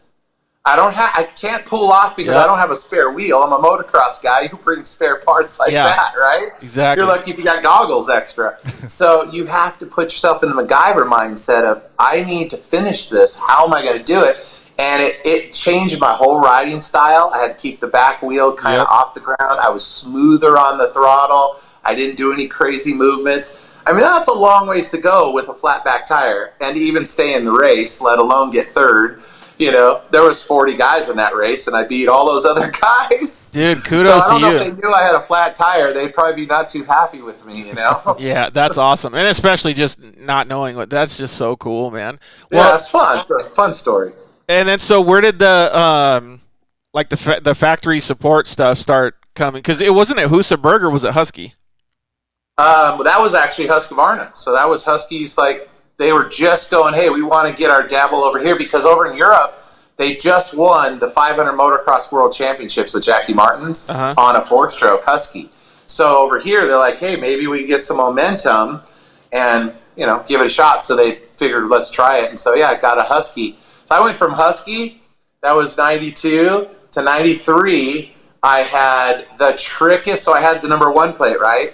And in 93 is when I get a phone call from Honda. I used to do a lot of testing. So during the week, I was contracted by Honda to be an R&D tester. So I would do all the testing on the new bike before you guys even knew the bike was coming, right? Okay. So we would test it, figure out what suspension setups, figure out what gearing, what motor package, what tire package. The bike would come after we were done. That was what you'd get on the production room. So Honda calls and goes, hey, we'd love to keep you for 93. We'll build you a handmade, custom, one-of-a-kind 4-stroke. Here's the deal. Here's the deal, though. You got to race Baja, San Felipe, all the off-road races, score races. You've got to do the local AMA District 37 stuff. I'm like, okay. And then we'll do the motocross, and you're contracted to do all the testing, the R&D testing. I'm Dude, you're never going to have time to sit down. Right. I'm going to ride all week long and then race on the weekend. And that's literally what happened. So I was riding every day during the week and on weekends. I got so burned out. But what's cool is that I got to learn how to race in the desert. I earned a national number 10. National number 10 was my number in the district, which was pretty crazy. I got to make really good friends with Johnny Campbell. This is when he was young and started to come up, he's an unbelievable sensation, He's famous. And Johnny was my teammate. We were best buddies. And Johnny came over and raced some motocross with us. But then we took this motorcycle out to the motocross and raced the 4-stroke nationals. And people were like, what is that? And it was so tricked to be on this Works Factory Honda that nobody could ever have, right? There's one in existence. Problem was it was so fast that it would rip the chain would rip the teeth off the back sprocket. Holy cow. Yeah. So we had to fix that. We had some heating oil issues. The oil would just get too hot, motor would get all jacked up. So once we worked through those DNFs that we had, when we would stay together, we were gone. Like, we would be like 20 seconds, 40 seconds, and half of a track in front of everybody. The bike was so good. But it was fun because I got to go to Baja that year and got to get teamed up with Dave Donatoni and Chuck Miller. And our team, we were the B team for the factory Honda team. We were like the B team. We ended up second overall at the Baja 500. Dude, sweet. It was awesome. So it's funny because you tell my story, it's like I'm a motocross guy, but I got to do all these other things. Yeah, and you got to do some other. It was awesome. You got to do some other fun stuff too. Oh, it's tons. So we'll just wrap it up really quick. So in '94, I rode for ATK, helped them develop a brand new bike because they got sold and they went to Utah, and they wanted to get somebody in there that could help them redevelop the bike because it was pretty bad. It was horrible when I got it, and when we were done, it was amazing. It was heavy and it was big, but it handled so good. And then I got an offer from Dirt Bike Magazine. I was testing for them. I've been with Dirt Bike Magazine for years and High Torque Publications, and they basically said, hey, we got a guy that's looking for someone to come over here and ride this full works bike in the 500 Motocross World Championships. And I'm all, what's the bike? And they go, it's called a Vertimati. And they gave me the magazine. They opened it up, and it was the whole spread in the middle. And I'm going, that bike is trick. That thing was beautiful. Did you see that what bike? Was it? Orange and black, I think. Yes, yeah. And so the one I saw was yellow and green because it was before that one. That was the one that I was riding. And the Vertimati brothers, they had Joel Smets ride it at the World Championships. He actually won the World Championships on this bike. And it was basically a little bit of a Husaberg with a little bit of their stuff. So it was kind of a little mix. So I got over there and I rode and I was like, oh man, I'm probably not going to be good enough for these guys. You know, this is a pretty high up level up here. And I did. Everything over there is on the clock. They do nothing is without a clock. So I'm out there just trying to learn the track. It's like foreign, you know. And I'm in a different country. It's different weather, and I'm in just a weird situation. And I come in, and they go, would you ride for us? And I'm like, dang. Really? After one practice session? And they're like, yeah, your times were so good. And I was like, wow, I didn't even feel like I was going. I was like, that was awesome. The bike was really good. So anyway, so they hired me. It was neat. So to be able to ride a one-of-a-kind bike like that and to go back and say I got to ride this trickiest four-stroke ever, and I was running, it was rough because you're going to different countries, different tracks, place I've never been in my life. I have no idea. I don't know any of these riders because I've never raced with them, right? It was pretty interesting because they give you tons of cheers, tons of people shouting for you, and so that kind of helps you through the race. But 2 45-minute plus 2 laps each time, so you do 2 of those in a day. It's almost like 2-hour races on gnarly tracks on a gnarly bike, and I was 6th in the world about 7 races in. I was the 6th overall. And get this, there's like 70 guys trying to qualify each weekend. Wow. It's crazy. Like, that's awesome. You don't know where these guys are coming from. There's just guys everywhere. So I was 6th, and the last race I raced was in my home country there in Italy. And it was at a track called Cingoli.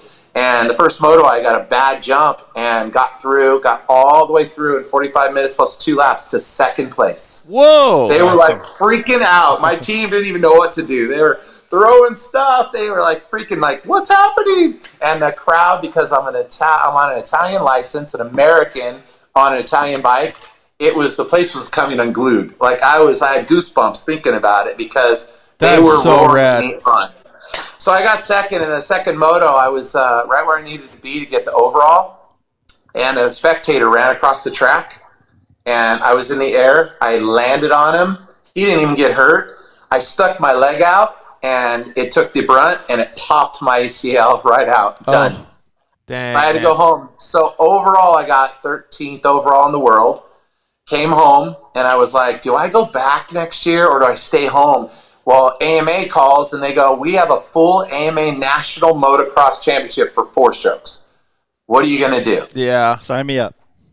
I'm like, I'm staying home. I want to eat it in and out. I want to be in my own bed.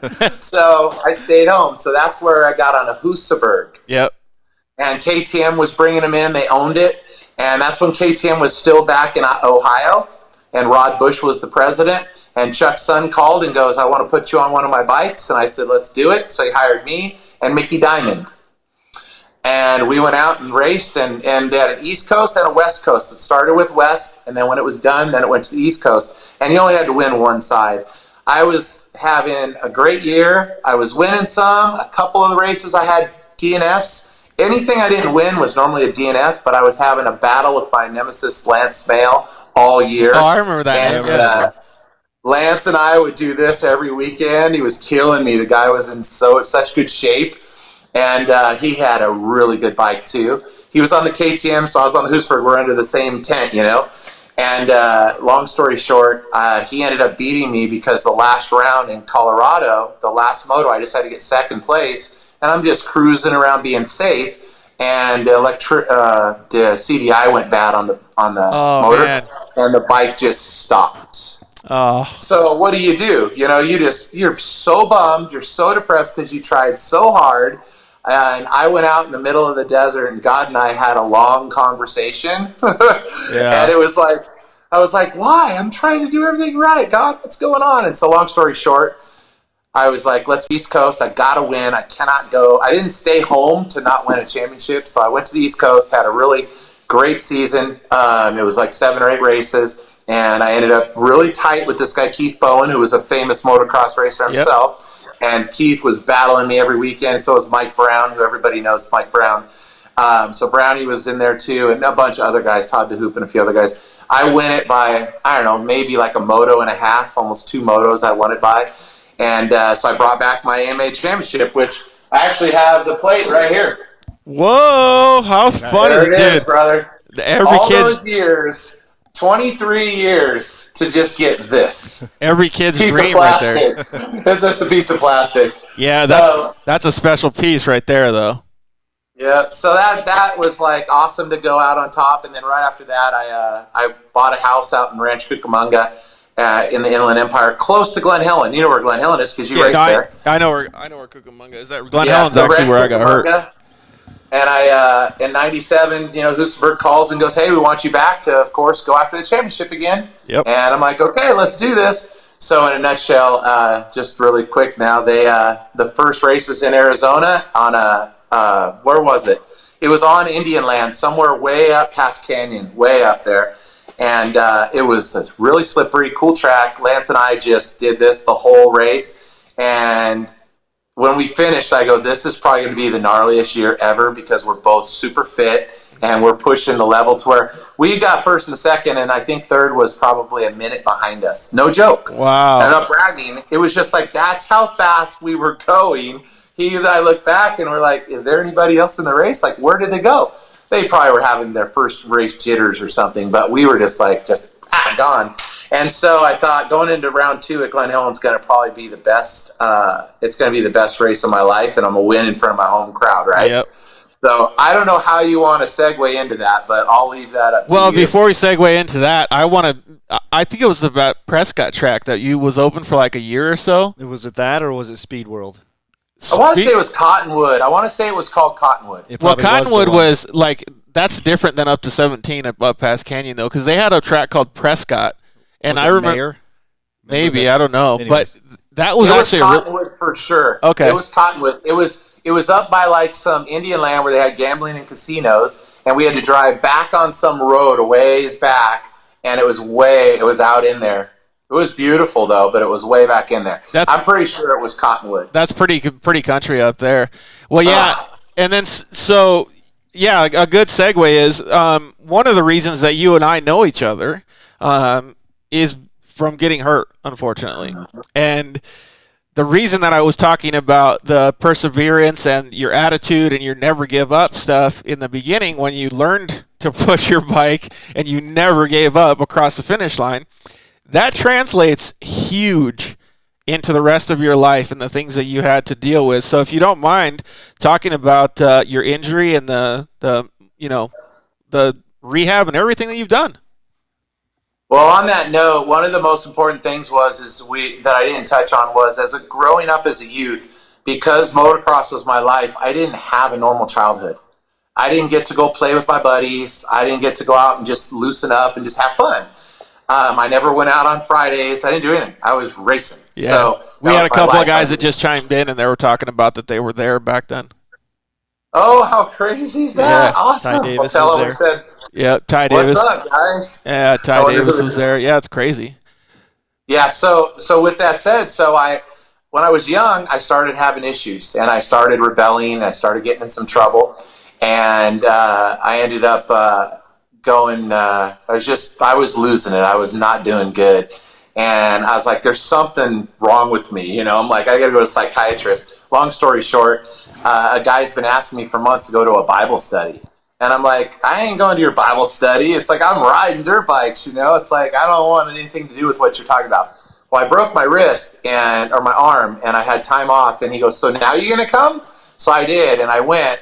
And hopefully it's okay if I throw my Christianity in there. But yeah, I went to this pastor's house, and he's a pastor of a really big church out west. And literally his sermon was like seriously speaking to me. Like, I go, do you know my story? He doesn't know me. I'm like, how does he know my story? So I ended up accepting Christ and becoming a born-again Christian that day. And so why I wanted to bring that up is because when that day at Glen Helen came, I was a Christian. I was married, just bought my first house, was over-pressured because it comes, when you have a number one plate, everything changes. Like all of a sudden you take bigger risks, you try way harder, and you put yourself in a really scary predicament where you take, you're almost like pushing the threshold all the time. Yeah. And that day I was really struggling with the track, and everybody else was too. We were all going about the same. But I was like, if I'm going to win, I'm going to have to go a little beyond everybody else. And there was a jump that's like a tabletop onto a single, and it was 90 foot. And I was like, I jumped it the week before practicing on Thursday, but I jumped it kind of off to the edge. When you jump something just to test it, you want to land on the side. So I did that a bunch of times, and I go, oh, yeah, easy, dude. So then on race day, they built the lip up way gnarly and made it to where you're going way up. And I was like, all right, I'll do this. I'll jump it. And so the first practice, a guy cartwheeled. My friend Scott Myers cartwheeled in front of me, broke his collarbone. I was like, dude, that is not the way to start the weekend, right? And I'm just doing everything I can to avoid hitting him and going down too. And so I get through it, and I'm like, this is a melee, dude. I got to go back, and I'm going to do some praying because this is a sketchy track. All the jumps were like this. So I come around the second practice, and I'm going about everybody's pace, and I'm feeling all right. But I'm like, I got to just get this out of my head so I can put it behind me.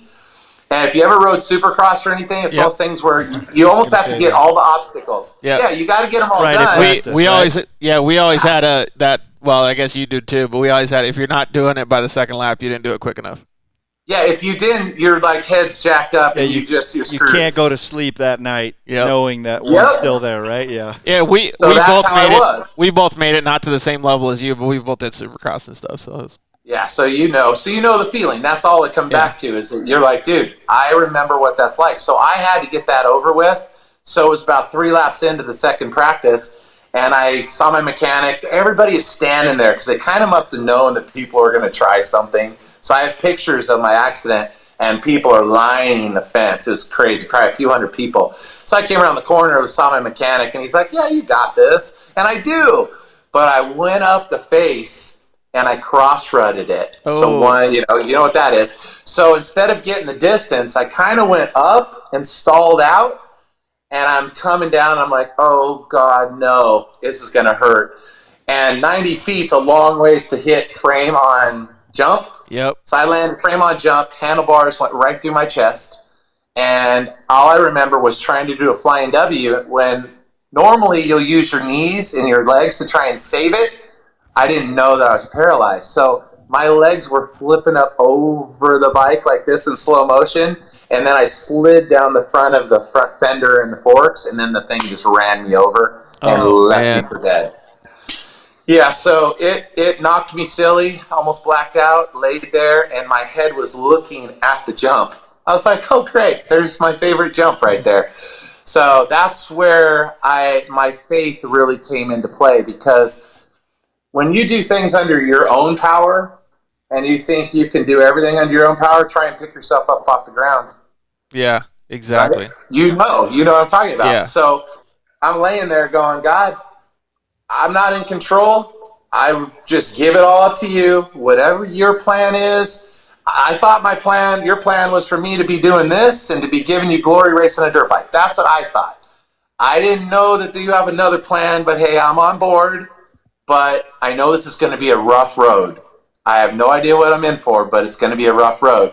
So little did I know what was in store. Yeah, next. that's crazy. Well, yeah, and like I said before we brought you on the show, you hold a special piece in my heart because we have such a similar story, and unfortunately I was at the same track. But Glenn Helens paralyzed a bunch of dudes, actually. But, yeah, it's crazy. So for our audience that doesn't know because they can't see or share, unfortunately, Mike was in a bad accident, worse than what I was, and he ended up breaking his back. Where did you break your back at?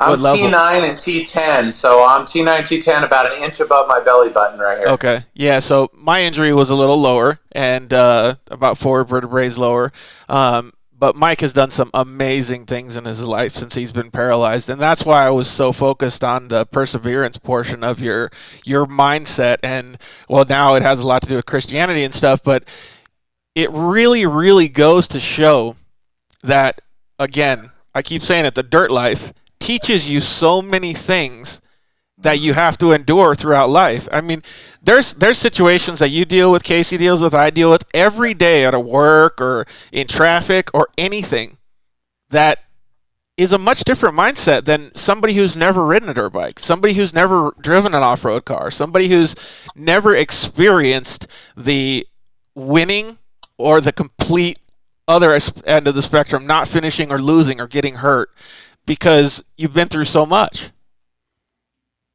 Yeah, perseverance is, you're right. I mean, motocross, if that's one thing, you have to tell people, hey, if you get a motocross, it's an amazing sport. But just know that you could get hurt, As long as you know that going in, no problem. But what you learn from there, what you take away, there's no sport in the world that'll give you what that gives you. Nothing. Yep. I mean, it teaches you to fight through, to push through, to get up and pick yourself up. You know, you crash hard, you get up, and what do? You get back on and you go again. The only time you don't is if your bike won't go or if there's something causing you not to be able to get on, like a broken leg or something along those lines. But otherwise, you're back on the bike. Well, you even said it yourself. I mean, you were trying to get up when your legs wouldn't move. I try to do the same thing, too. Yeah. It's like you have your first instinct, you know, I was pretty much cleared to where I couldn't even move. I ripped my shoulder out of socket, so I was like kind of like laying there like dead, you know. And I didn't know what was going on. I was feeling all the warmth on the inside, and you know, I didn't know what was to come. I don't understand wheelchairs. I don't understand the life. I saw David Bailey get paralyzed, my hero, right in front of me, and it literally wrecked my entire like perspective of racing. You know, I saw all the great go right down the tubes because if Superman can get hurt, I could get hurt. Yeah. And, you know, I was like, man, you always have that in the back of your mind. Oh, man, I don't know. And you try not to see that stuff. Yeah, but it happens. And what happens is you have two options. One is you can persevere and you can go on, or you can quit and roll over. And the thing is, in my life, I didn't know what was going to come from this injury. I didn't know where I was going to go, what I was going to do, because your life is just spinning out of control, and you're just trying to figure out, how do I friggin' get out of the bed and into a wheelchair? I don't even know how to do that yet. You know, how do I take my first bite of food because I didn't have any strength to be able to even do that? How do you go to the bathroom? You know what I mean? There's so many things. You're like, I got to figure out how to live life. And that was 3 months. How long were you down and out? I was in the hospital for, I think, 4 months, I think, or something like that. Or maybe it was less. Maybe it was 2 months. But I know those exact same feelings. Yeah, I mean, like when I crashed, I crashed at the bottom of Mount St. Helens, and I broke both my legs, my tailbone, my back, my arms, and then fractured a little piece of my skull. I was actually riding behind Jimmy at my first national, and I was riding behind Jimmy Button, and I was pacing him around the track, and I thought the same as you, like I'm doing good, like I feel like I'm riding decent, and I came down the hill too fast, got whiskey throttled, and I actually. I think I would have actually saved it, but Tommy Clowers was scrubbing this little single right in front of me, and my right arm clipped him a little bit, and it threw me off the back of the bike, and then I went flying through the air like, I don't know if it was 90 feet like what you said, but we jumped over like a section of the fans that were there, and I landed on my feet and just broke everything up from there. But yeah, I'm envisioning that. You know, I'm envisioning that right now. It's pretty scary. But yeah, I mean, it's the nature of the beast when you ride motocross. And Casey's had a bunch of injuries too. I mean, he's had knee replacements or knee surgeries and all that stuff too. So you know, I was just talking about because people don't get it, like you said, Mike. That people just don't get moto and the drive and the passion. And there's that piece of you that you're never 100%. I'm sure you can remember that. Like, there's probably not too many times in your career where you were like, my body's in 100% shape right now, and you were always coming off of a broken whatever, or you know, and you're taping up this and taping up that, and a lot of that, again, I think goes later in life to where you just persevere, like you say, because you have that passion to go ride and race and whatever it is, and you're just going to fix stuff so you can do it. I'm sure that's part of why we just keep going. Yeah, and it's crazy because, you know, when you have a catastrophic injury, it's hard to really understand how to pick. It takes a while for some people to pick the pieces up. And it took me a little while. I'm very thankful that I have guys that came to me and wanted to help start a business, because I think that helped me continue on, because I don't know where I would be otherwise.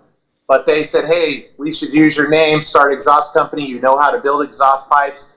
Let's do something there. And that's how the whole Big Gun exhaust line came. And on that story, that Honda that I rode, the 1993 Honda 4-stroke that was the works bike. Yep. That bike, a magazine, Dirt Rider magazine, wrote it, and they gave it the name Mike Young's Big Gun, and they gave it some number. And that's where the Big Gun name came from, was from that ad. I was like, that's the coolest name. We're going to use that. That is super cool. Yeah, that's how that brand came. I always wondered where the name Big Gun came from. That's actually a really good like a good name too, especially for an exhaust company. Yeah, it's catchy and it works, and it's got some meaning to it, obviously. Yep. Yeah, and that's the thing. It had a lot of meaning because before that, it was like in 92. Yeah, about 92, they were calling me Big Gun, 92, 93. And so anyways, I was like, oh, that's kind of cool that they took that name and put it into the article. And then to come years later, that was 93. And to come to, 98 when I started Big Gun, was to use that name all over again. It was pretty interesting. But it did. It grabbed us the same way. And I was like, that's the name. It's one of those things where you just knew that was the right name.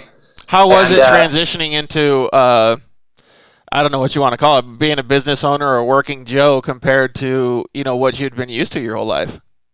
Well, it comes back to the same thing we've been talking about, perseverance, about understanding how to push and to drive and have motivation to get up and want to do things. Because when you're your own boss, it's pretty easy to sit home and eat bonbons and watch TV. You know what I mean? Yeah. No one has motivation. You're like, I'm just going to hang out today. I'll do it tomorrow. Well, I was so excited because it gave me purpose. It gave me something more than just sitting around the house. And so it was exciting, but it's challenging because you find out there's people, hold on, you have people that have the marketing side, or you have a guy that has an idea side. And I saw that in this. I was like, wow, I have to learn, because you can come up with the coolest product, but if you have no idea how to sell it, it's useless. So I had to bring all that together and learn it. And I had some great guys teach me. Dale Davis and Don Lieb really helped me learn that and gave me those skills. And I'm very thankful. And so we built that business with all the amazing dealers in this country, so many amazing Tucker Rocky reps and White Brothers reps. And I mean, we had all these guys all over the world selling product. And I thank those guys from the bottom of my heart. I still, when I see guys driving down the freeway with my products, I want to honk and wave at them, and they're like, who's this creeper? Why is that guy waving at us? But I sold it. I sold the business. The economy was going bad in 2000, 2007 and 8. And I was like, gosh, I'm tired. I'm just worn out. You're constantly working. You're constantly building new exhaust. And I just needed a break. And I said, you know what? I had an offer to sell it. And I go, I'm going to sell it. And I'm going to still be involved for a little bit. And I'll just let them take this and go. And I had a ceramic coating, powder coating business that was called Young Gun. So Big Gun and Young Gun. And I kept Young Gun going for a long time. And then was going through a divorce years later. And I decided, I'm going to pay her, pay her out, let her go do her thing. Here's some money. And then I'll do my thing, and we can both go our different directions. And so since then, I've been just going, man, God, what is it that you want to do? I do a lot of stuff in ministry. I go speak a lot. I speak at churches. I speak at schools. I try and enlighten these kids that there is life, no matter what they're going through. There's life still. And that's where the whole road recovery thing came about. So George had his headphones off, so I should hold off. No, you're good. All right. Yeah, so anyway, after I sold, I was just kind of going, where's my next thing? What God, what do you have planned? What do you want me to do? I'm speaking here, I'm doing this, and I'm in. Uh-oh. Lose it.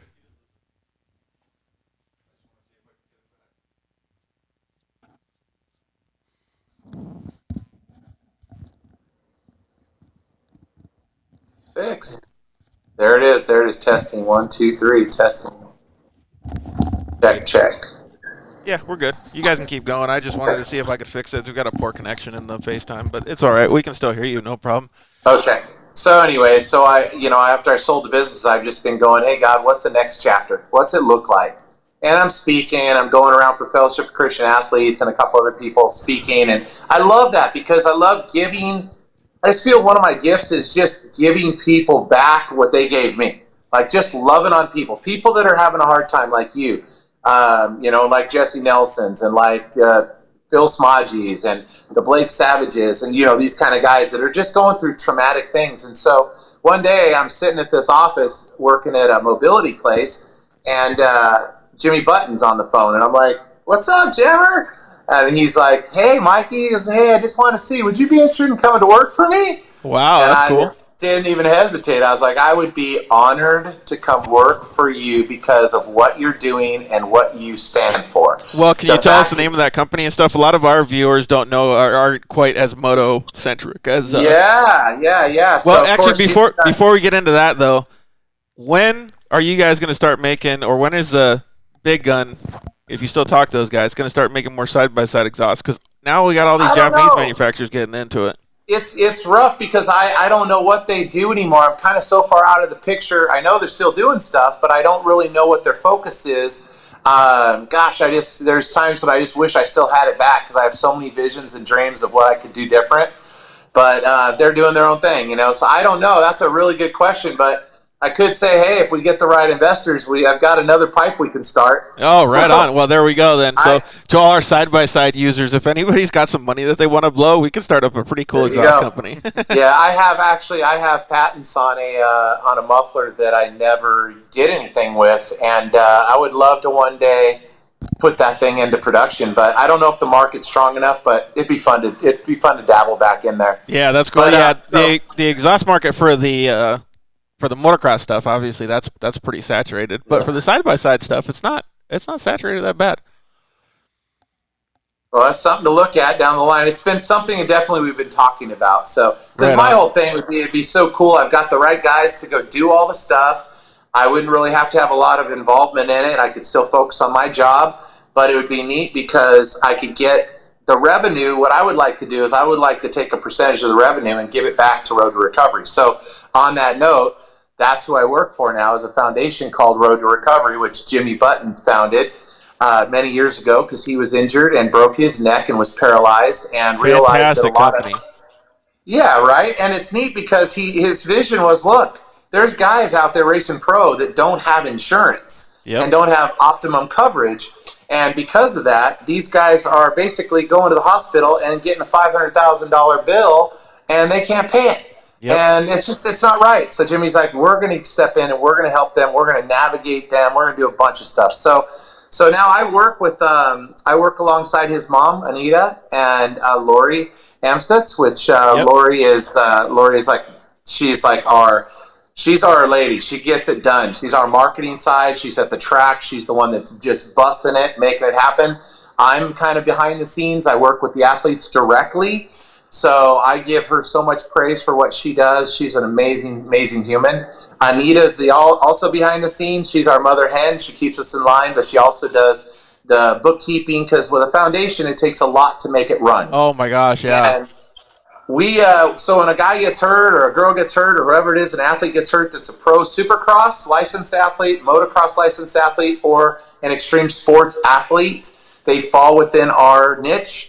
We will step in and we will ask if they want our help. We can fundraise. We can help them with navigate the journey. We've got a manual that we've created that walks them through like day one all the way through what it looks like. Yep. For spinal cord and traumatic brain injury. So like I said, we crowdfund. We do all kinds of stuff. We really help them even get their bills paid down. We just basically take their learning curve and they go from beginner and they go right to the pro class. Yeah, exactly. And they understand what that looks like a lot better. Because otherwise, they leave the hospital, they're like lost sheep. And they're just going like this. So we bring a lot to the table. And it's an honor and a blessing to work for them. And we have a great team of people. We have Jake Fanata, who's the chaplain. And Jake's actually out in the field at the races all the time. So when somebody gets hurt, Jake's there praying with them, talking to them, doing the dirty stuff that has to get done, you know? Yeah, it's crazy. Those people are, everybody's job is clearly important, but those people being on the ground are really important too. You know, it's funny that you talk about all this stuff because, you know, you and I talked over the past few months because of my latest injury, but I had a little bit more experience than other people because I've gotten hurt too many times. But the craziest part about it is I've gotten hurt a lot in my life. You've gotten hurt a lot. Casey's gotten hurt a lot. But every single time, there's something new that you have to, you can't figure out. I mean, to date, I think we've gotten just over or just under $500,000 worth of bills. And it's only been 5 months since I've gotten injured. And we've had fundraisers and we've done things to help cover some of that stuff. But still, I don't know how we're going to, like, I'm going to have these things that I'm going to have to basically devote as a job, probably 20 hours a week, to be able to handle all these things when I go through this accounting process in the next couple of years. It's crazy. And the medical field changes and the insurance changes, you know, all these different things change. And for them to have all of this manual that they've created and all of the knowledge that they have with road to recovery, when he called me one day, or I called him, and Mike, you had given me so much information that I didn't know about, and this was stuff that you know off the top of your head. You said, hey, you know, we may not be able to have you fit in our criteria to do a fundraiser, but you know what? Let me just spend a couple hours teaching you this stuff.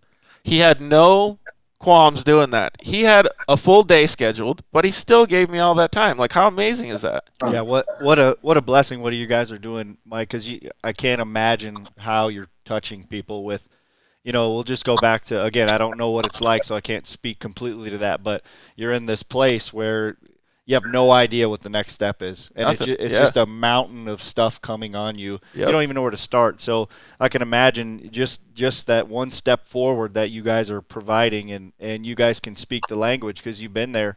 What a huge blessing. We appreciate it. It's an honor to do it. I tell you what, it's for me, guys, doing it runs me back through it every single time. And you know, I have my own challenges every single day with my injury, and yet I have to put that aside and my problems, and I have to focus on these people because they have a need. And it's tough because I wake up to the reality every day when I go to get out of my bed and into my chair. I'm like, yep, I'm still paralyzed. It ain't no different today. And, you know, what's it going to bring today? What do I have to look forward to today? Oh, man, I got to be careful. My leg's doing something weird today. Oh, man, I'm not sitting very well. I'm crooked. Just always something. I've had bladder issues and infections, and it's just not. It's we call it the gift that keeps on giving. Yeah, but it still goes back to what we talked about before, your perseverance. And in fact, I love that word so much that's what we named our race team. It's called Persevere Motorsports, and that's the business that handles all of the racing stuff. But it's crazy to think that there's so many people out there that are going through this. Like Jesse Nelson, I talked to him a couple days after he got hurt, and I could only do so much for the kid, right? Like, I can tell him what's happening with me and how I did the things that I did, but it doesn't mean that it's going to affect his life in a positive or negative fashion. But I don't know what, you know, maybe Mike, you can expand on this a little bit more. Like, what can a knowledgeable person like you bring to the table if somebody does get hurt? I mean, like we just said, it's like really simple because, well, it's not simple. They're never simple. Everyone's injury, like your injury and my injury, are completely different. Even though it's four vertebrae different, it's still completely different. Yeah. Yeah. It's, you know, I work with these athletes. I go to the rehabs all the time. I do peer counseling. So I see so many different kinds of injuries that it helps me when I see something. I can kind of help navigate it a little bit. I know what medications, what trials are out there. I mean, really try and stay abreast of what's happening in this world with the injuries. And then I try and just tell them, I said, take it. The problem is you can't really help an athlete. It's like an alcoholic. You can't help them until they actually want help. Yeah. Okay? So I could be your sponsor. Yeah, I'm your sponsor, but I'm not going to reach out to you until you call me. Yep. So I can give them the appetizer menu, and I can say it's all on here, but I can't do anything until they go, okay, I actually need your help now. Yeah, exactly. So what I find with a lot of these athletes is they want to, the first thing that happens is the mindset is, I'm walking. They don't want to hear anything about being in a wheelchair. So I don't even bring that up. That's respectful for their mindset, though. Yeah. I mean, I was the same way. I didn't think about, I'm going to live in a wheelchair. I'm like, okay. Well, when they finally get to the point where they've accepted it, then I can go and I can give them more stuff. I go, okay, here you go. So I try and navigate around the person and how they're kind of reacting and stuff, because the first thing that happens is severe depression. Yeah, exactly. You know, they go from Mr. Positive to they're in the dumpster, and you got to pull them out little by little because it's not a good place. And it goes on for a few years like that, because the first year it's like, oh yeah, okay, I'm just doing my thing, and they're so in therapy, doing therapy, that everything else doesn't matter. Once therapy stops and they're done and they're going, oh man, I have nothing going on. I got no life. Yep. Where did all my friends go? Exactly. Nobody wants to hang out with me. And it's hard too. Like I don't clearly do anything as at the level that you do, but I try to give back a little bit too. And I work for, and you probably know them, I'm a peer mentor for the Barrows Neurological Institute in Phoenix. Yep. And so in southern Arizona, they had a gap that they didn't have anybody that was getting hurt for southern Arizona. We live about 2 hours south of Phoenix. And so I'm one of their resources in southern Arizona to help spinal cord injuries or brain injuries. Okay. And I've noticed that during my span doing this, and I've done it quite a few times, which is okay, but I just like what you said, I can't do anything more than tell them to keep a strong mindset. My first thing is I always tell them, try to be as happy as you can and have the strongest mindset that you can. Find something that puts yourself in a place where you're not drowning in your own, sorrows or whatever it is, because you really have to be a special person to be able to put your mind above what your body can actually do. Yes, yeah. And it's true. It hurts though. Like it hurts me going to see these people because I want to just try to scratch their brain and make it turn on to what I know now, like I'm so far down the road like you that it's how do you give them that information? But the last couple guys that I've dealt with have done fantastic in their recovery and fantastic in what the things that they've done now. But man, for the first few months, it was horrible for them. Horrible, like worse than anything that I've seen for myself or for a few other people. So I think it's fantastic what you guys are doing because you will, take a strong-minded person, a weak-minded person, or whatever it is, and you just give them guidance and help them and hold their hand the whole time. It's fantastic. That's a perfect way to put it. We hold their hand, and we really do. I don't have a problem. It's their wife, it's their mom, it's their dad, or it's the husband sometimes.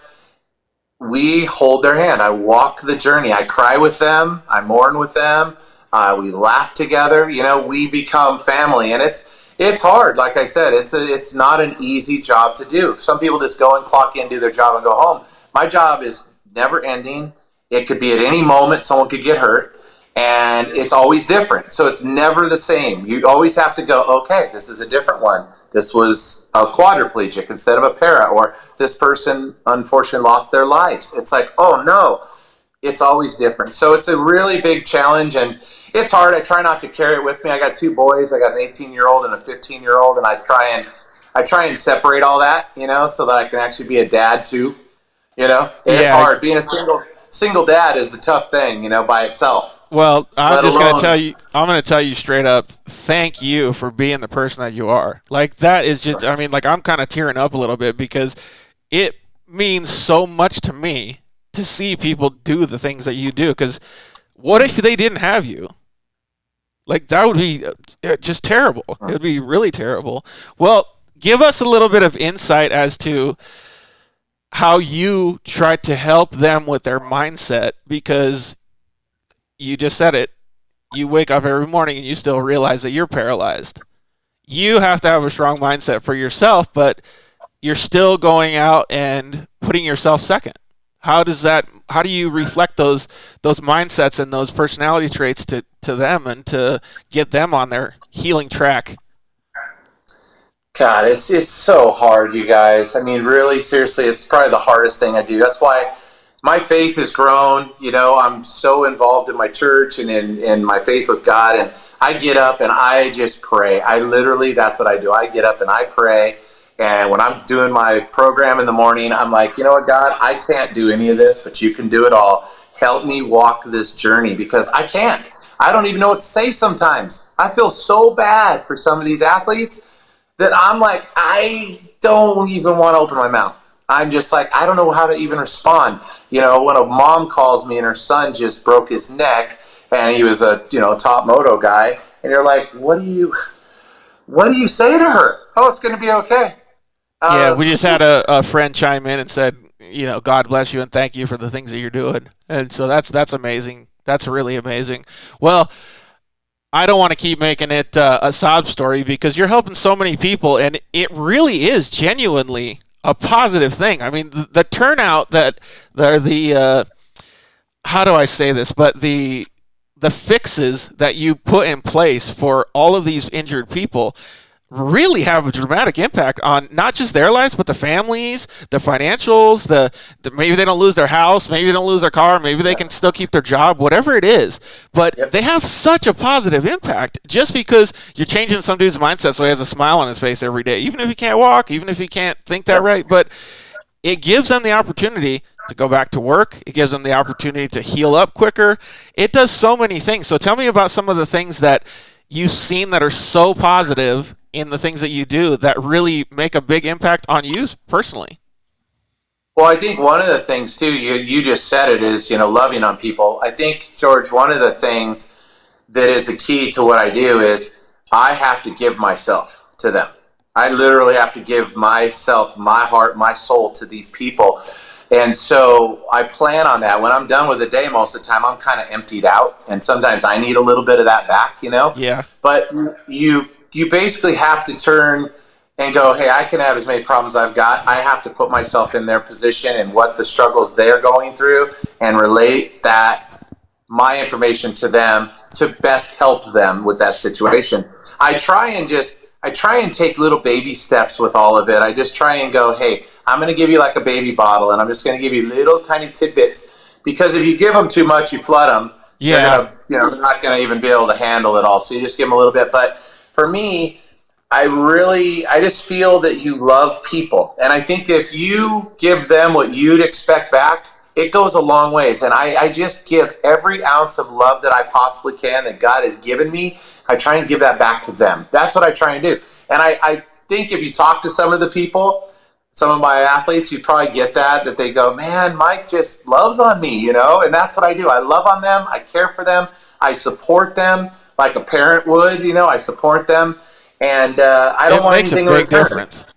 Absolutely. Yeah, and I want nothing, I don't want anything in return. And one of the things you hit on earlier is, Road to Recovery is more than just a foundation that gives money or does these certain things we say we do. You mentioned something about, hey, what about helping get a job? Well, we have a job placement program. Yeah. So we can help these athletes find jobs. And it's funny that awesome. That you think something so simple. I mean, it's hard to get a job this day and age, even if you have a college degree and all these different things. But when you have a disability, it's not necessarily harder to get a job because you can't perform those actions. It's harder to do those actions yourself every day when you haven't had a job for so long. Sure. So you start a job and you're like, oh shit, like I don't know what to do now. Like, this is now a new chapter of my life. This is now something that I have no idea what's going on. Right, a whole new challenge. But with the job placement program that they have, they can guide anybody into those positions, like, Mike just said, holding their hands. Yep. So it's really cool to see that. And I got hurt just before Jimmy did, and just after you in 1998, and there was nothing. Like, I didn't have any of that. So all of the stuff that I did was just on my own. And I didn't live in Southern California either, so that's a little bit more of a positive. But there wasn't project walks. There wasn't Barrows Neurological Institute with peer mentors and stuff like that. You're just kind of thrown to the wolves and see what you get. And the doctors told me and Mike the same thing. You got to figure out how to live on these wheels. You ain't going to be able to walk anymore. And his perseverance has led him to helping other people. The perseverance that I've had, the perseverance that you've had, have led us to the strong structures that we have in life with families and with work and all that stuff.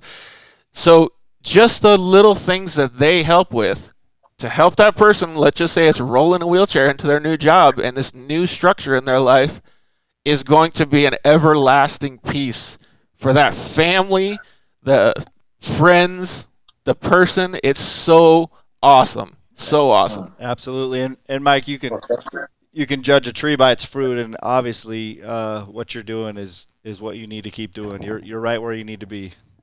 Thanks, Casey. No, it's it's a good point you made, because you can check is fruit coming off of that dead, or is it good edible fruit, right? Yep. Yeah, I always have to look at that, because that's one of the things in my Christian walk. It's like, am I producing good fruit, or am I not? And I always have to, and I'm a human being. I make mistakes every day. And that's the people, they look at me, and it's hard because my Facebook and my Instagram, I try and post scriptures on a daily basis because, for one, there's an accountability. For two, it's because it's what I believe and I stand firm on. But three, you never know who's going to read that, right? You never know who's going to be having that day. George woke up, or you woke up, and you're like, dude, I'm just at the end of my rope, and you pull it up, and you're like, oh, what did Mike post? Oh, no way. God works in such amazing ways, and that's why I think this job, you never wake up and go, dude, I have the coolest job. I wake up every day to the coolest job. Even though it's the hardest job you could ever do, it's the coolest job because you're helping people. Yeah. You're doing something for somebody else other than ourselves, because what do racers do? We're all about us, right? Yep. Now it's about you. Yep. I'm not about me anymore. I'm about you, because I'm done. I'm past that point. I'm helping you now. And it's a rewarding feeling. I wish I could, I don't know. I wish I would have known this years ago, but it's like, I wouldn't have had all the experience of being in the wheelchair that long. I'm 20 years in, and I wouldn't have had the knowledge that I have now, so it wouldn't have been valuable. I would have been spitting out dead fruit, Well, you're doing amazing, Mike, so keep it up. Well, let's transition into a couple other things. So I'm going to do this as a two-part question so we can get it done quickly. But how's family life, and what do you think the future holds for you? Well, I'll be honest, I have my days. I have my days. I wake up sometimes and I'm struggling. And I sometimes ask God, what's going on? Why am I going through these tough times? Divorce life is not easy. Making stupid mistakes in my life, causing my divorce to happen 10 years ago, is rough. And it's hard because I miss being married. I miss that atmosphere. I miss having everyone in the same house. So it's hard because I'm a paralyzed parent, which changes everything. Yeah. I can't kick the soccer ball for my son. I have a hard time throwing a football because if I do, I tend to want to flip over backwards. Basketball is really hard because I almost flip over doing that. And it's for me to get geared up to go ride my bicycle around the block is not worth it. You know what I mean? I hate to say that, but it's hard. To go to the beach with my kids is a full ordeal because I got to get this chair out. I got to have all this stuff. They got to pull me across the sand. It's hard. Yeah. It's really hard. And I've been struggling for a few years now mentally with the battle. I'm thankful for friends, all my friends from church, my close friends, my family, David Bailey, who's like my best friend, my buddy Robert Taylor. These guys keep me grounded. And they kind of like, when I'm having one of those days, I call them and I go, hey, I'm having a day. And then they feed into me.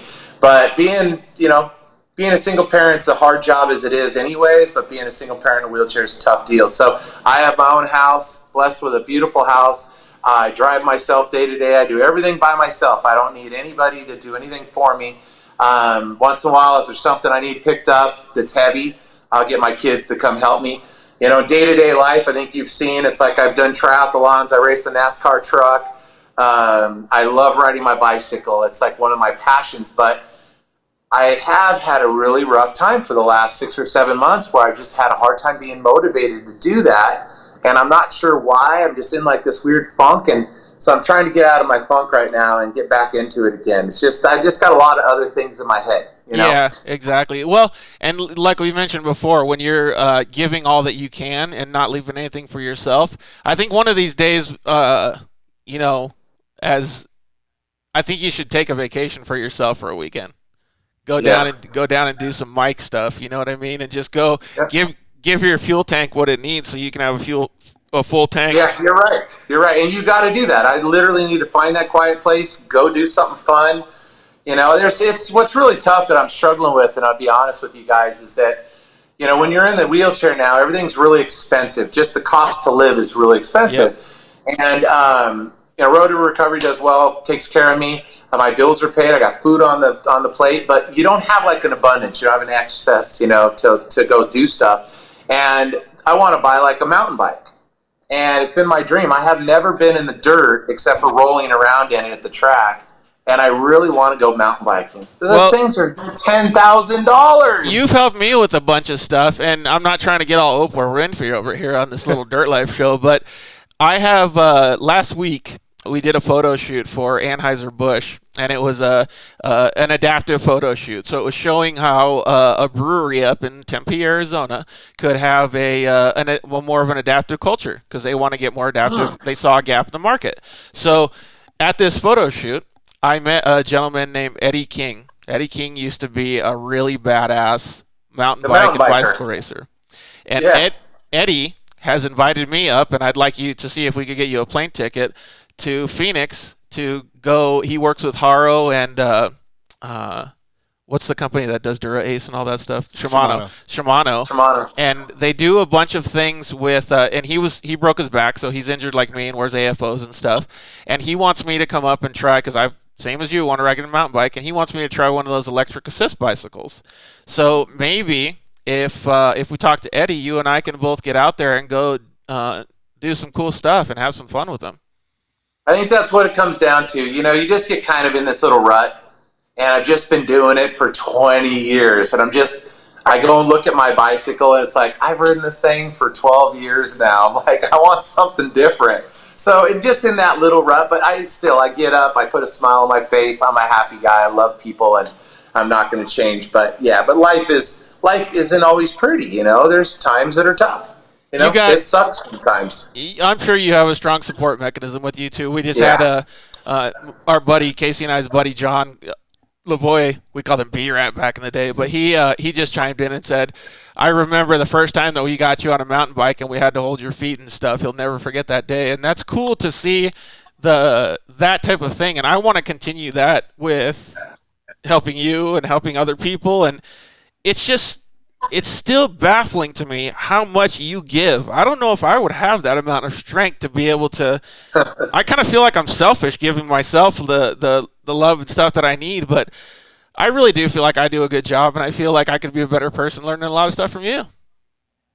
We can always be better. We're always evolving. We're always growing. We're always gaining knowledge, and I don't know. I just do whatever God's given me. I'm just going to give it and make good out of it, So, we'll cross that bridge. So we'll cross that bridge and we'll go out and do something different. I mean, I love the side-by-side stuff. I've done that before, and I love what you're doing in it. I love Jesse's getting involved in it.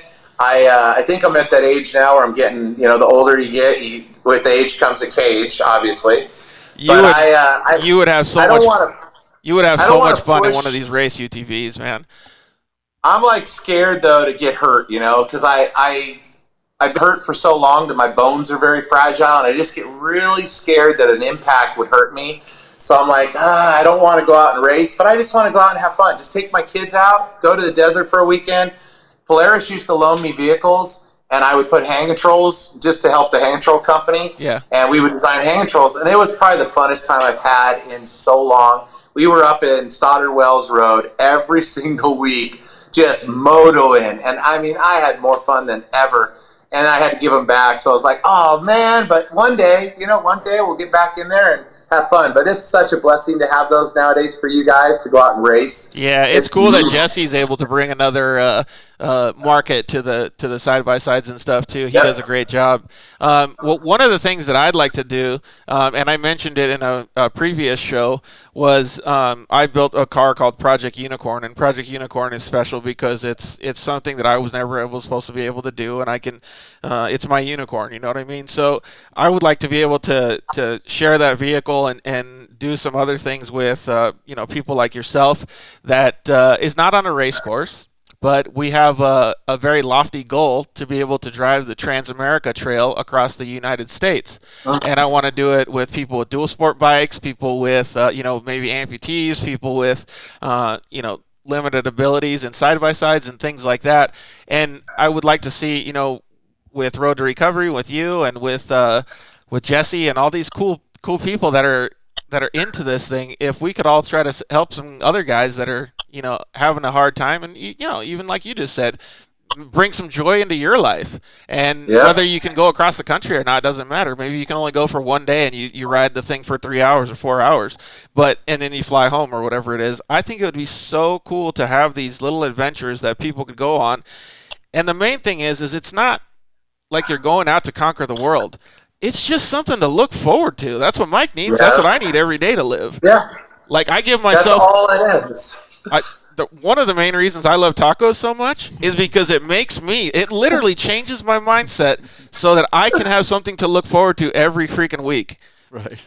When it comes Tuesday, I am so freaking happy. But it literally changes my perspective and perseverance throughout the week. It's just so crazy. No, you're right. God gives me my hope, and I'm thankful for that. It's just, you want to go do something. It's like God gave you life. Let's go out and do some things. But it's very limited because when you're in a wheelchair, you're very limited to how you do it, how you get involved in these things, what kind of mechanisms you need to do it. So it's just hard. Everything's just really difficult. So you have to kind of get past that. You find guys like yourself that are like, let's do this. You got to find guys that are wanting to do that and go do some fun stuff. That's what David Bailey and I, we just like to challenge each other. So we'll go, all right, today we're going to go ride 80 miles on our bikes. All right, let's go do it. And so we'll just go do that. And people look at us like we're stupid. And then he rode across the country on his bicycle. And I'm like, I'm not doing that, but you can do that. So we like to do things and push ourselves because it's just fun. You have this life. It's fun. And you know what? You never know who's going to see that and go, wow, who is that guy? What's he do? Yep. And then they get your story and they know who you are. And who knows, maybe they come to Jesus because of that. You know what I mean? So you never know. The guy is having a downer day and he sees a guy in a wheelchair just go wheeling by him and he goes, what? Yep. I had a bum knee and that guy's in a wheelchair? Yep. Yeah, and the day changes, right? So thank God for that opportunity. That's one of the things the guys have always said to me. They go, you have such a powerful God. Why does he make you walk? And I go, well, for one, God didn't put me in this wheelchair. For two, it's not his responsibility to get me out. If he wanted to get me out, 3, he could take me out of this in a nutshell. But what if God looks at it and goes, this is a better ministry for you? Yeah, it just depends. For him, not for me. This is a better ministry for him. Yep. And I'm going, yeah, but I got to deal with this? But no, at the end of the day, I get it. If this is what God's got, this is God's plan, and I'm good with that. Yeah. I don't care if I walk again. And now you've always known what makes you happy. So you clearly help everybody else, and you've just said a little bit ago that you wake up happy every day. And if there's a little thing that you have to do for yourself or something to look forward to, let it happen, man. It's awesome. And the good thing is about that is the more things that I venture out and do, the more I can help somebody like you or Casey or Jesse or anybody that has a need. I go, hey, guys, guess what? We can go do that because I know how to do it. Yep. And then you go and do it. So I helped Blake Savage get his hand controls in his Honda, in that brand new Honda. And, he's out living his dream. His smile on his face, you can't get rid of it. Because he's out in the dirt, he's having a blast. So it is just so awesome to see. So, I think we should definitely start talking. Maybe we could have another episode or we could work together on seeing if we can put some smiles on other people's faces and have them go do some fun stuff. Even if it's not going across the country, we can just go to the sand dunes or something. Love to. I'm down for some experiences like that. That'd be a blast. Cool, man. Well, I definitely want you to drive the unicorn, not just to get pictures of it, but I think you would have a blast. This thing is insane. As long as I don't have to wear a unicorn outfit, is that cool? Well, you're going to have pink in the picture. It's got a pink sticker kit, so. And it does have unicorns on it. But I'm all right with my feminine side. Just kidding. Yeah, I think once you start it up and rev that 3-cylinder 1,000 horsepower or 1,000 cc engine, you're just going to be like, oh, this is definitely my unicorn too now. Yeah, I'll be pretty excited. That puts me back in my old NASCAR truck. And it's like once you fire it up, you're like, now I know why I do this. Yep, exactly. Cool. Paralyzed, but you can still feel the vibration. Oh, man, it's awesome. It's awesome.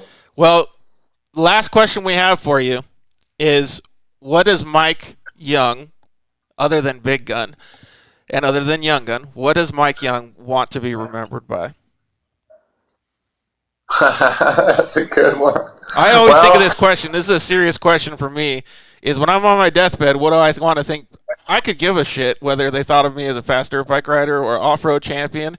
I just want to be known as a good person. Like, they look at me and they go, thank you for being here. You change people. Well, that's a good, and I like exactly where you went. And Casey, where are you at with that? Are you at the same place? Yeah, amen. Here we are. We just do the best we can, right?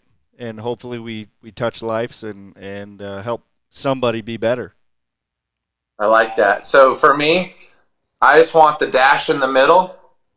I want that dash to basically reflect a guy that wasn't perfect, that just tried to do good, that followed the Bible as best as he could, and just was the best example I possibly could be as a human. And I want people to see that I hopefully gave everything that I could, and I did what I was supposed to do while I was here. So I just want people to remember me in a good way, going, hey, man, Mike was just like George just said. Mike was a really good guy, and I appreciate him. I want people to know that I love them, I love them, and I hope they love me back. So that's it. Well, we definitely know a lot of people that love you, Mike, so I appreciate you taking the time and expressing all your caringness for everybody, expressing, well, just how much you do love people, and congratulations on all your achievements, too. Like, you're a bad dude. No matter what you think, no matter what hardships you go through, I fucking idolize you, dude. Like, you're a bad dude. So keep up the hard work, be a champion in life, and, man, we love you. Never give up. All right. Well, Thank he you, already guys. knows he knows not to never give up. So, yeah, Mike, I appreciate you sharing your testimony, and I believe that you're touching major lives. You're a light in a dark world, and you just keep doing what you're doing, man. Thank you. You guys both are an honor. You're a blessing, too, and what you're doing is awesome, and I support you as well. And it's been a total honor and a privilege to be able to be here today with you. Well, thank you very much for staying up late. I hope you get some rest and wake up tomorrow morning with a smile on your face, bud. It'll happen. Smiling Mike, that's me. All right, dude. Big Gun, Smiling Mike, and Young Gun. All three nicknames, dude. All right. There you go. Well, we'll talk soon, Mike. Love you. We'll see you later. Guys. Take care, Mike. Have a great night. You too. Bye. All right. Well, that was pretty emotional for me. Like, for real. Awesome. And, I mean, we could talk about religion and all that stuff, but the guy is just like, he lives a good, driven life. Well, he cares about people, obviously. It's just insane. Like, it really, like, it makes you want to be a better person to, like, how do I match that badass level? Like, it is just so awesome to see that. The amount of people that he's changing their lives. He's helped. Weston Pike just got hurt. He didn't break his back. It's spinal cord injury or anything. Jesse Nelson got hurt. There's so many people that he affects, and he only probably told us 2% of the people that he helps. Right. And that is selfless. Completely selfless. He doesn't gain anything by that. He just pays his mortgage with the company. But he sits there, and his drive is to make it better for people. Absolutely. It is just really cool, man. I'm going to wake up tomorrow with a way bigger smile on my face, that's for sure. Well, thank you to everybody for tuning in. Thank you for listening. Such a long show. We had two of our special guests. We had Myles Cheek, the Crandon World Cup winner. So that was awesome to hear. He's just a special kid. And chef. Well, the chef, how about this? We'll eat some of his food. We'll see if he's a good chef, and then maybe we'll schedule like a taco competition. Yeah, or let's something. get his taco recipe. Yeah. So, and his tortillas on the back of his car, Right. so not bucking. That's what we need to do, the YXZ, because it's always bucking in the back. So thank you to Myles Cheek for coming on. Clearly, thank you, Casey, very much for coming in and sharing all of your fantastic stories and good motivation. Thank you, Mike Young, for coming on. Thank you, everybody, for tuning in. Thank you to all of our sponsors, Shock Therapy, Fuel Off-Road, Solder Weld, Rigid Industries, ZRP, Zoller Racing Products. And I hope everybody that listened wakes up tomorrow with a smile on their face. We love you guys. We'll see you next week. Take care. You've been listening to the Dirt Life Show with George Hammel and Cody Sanders.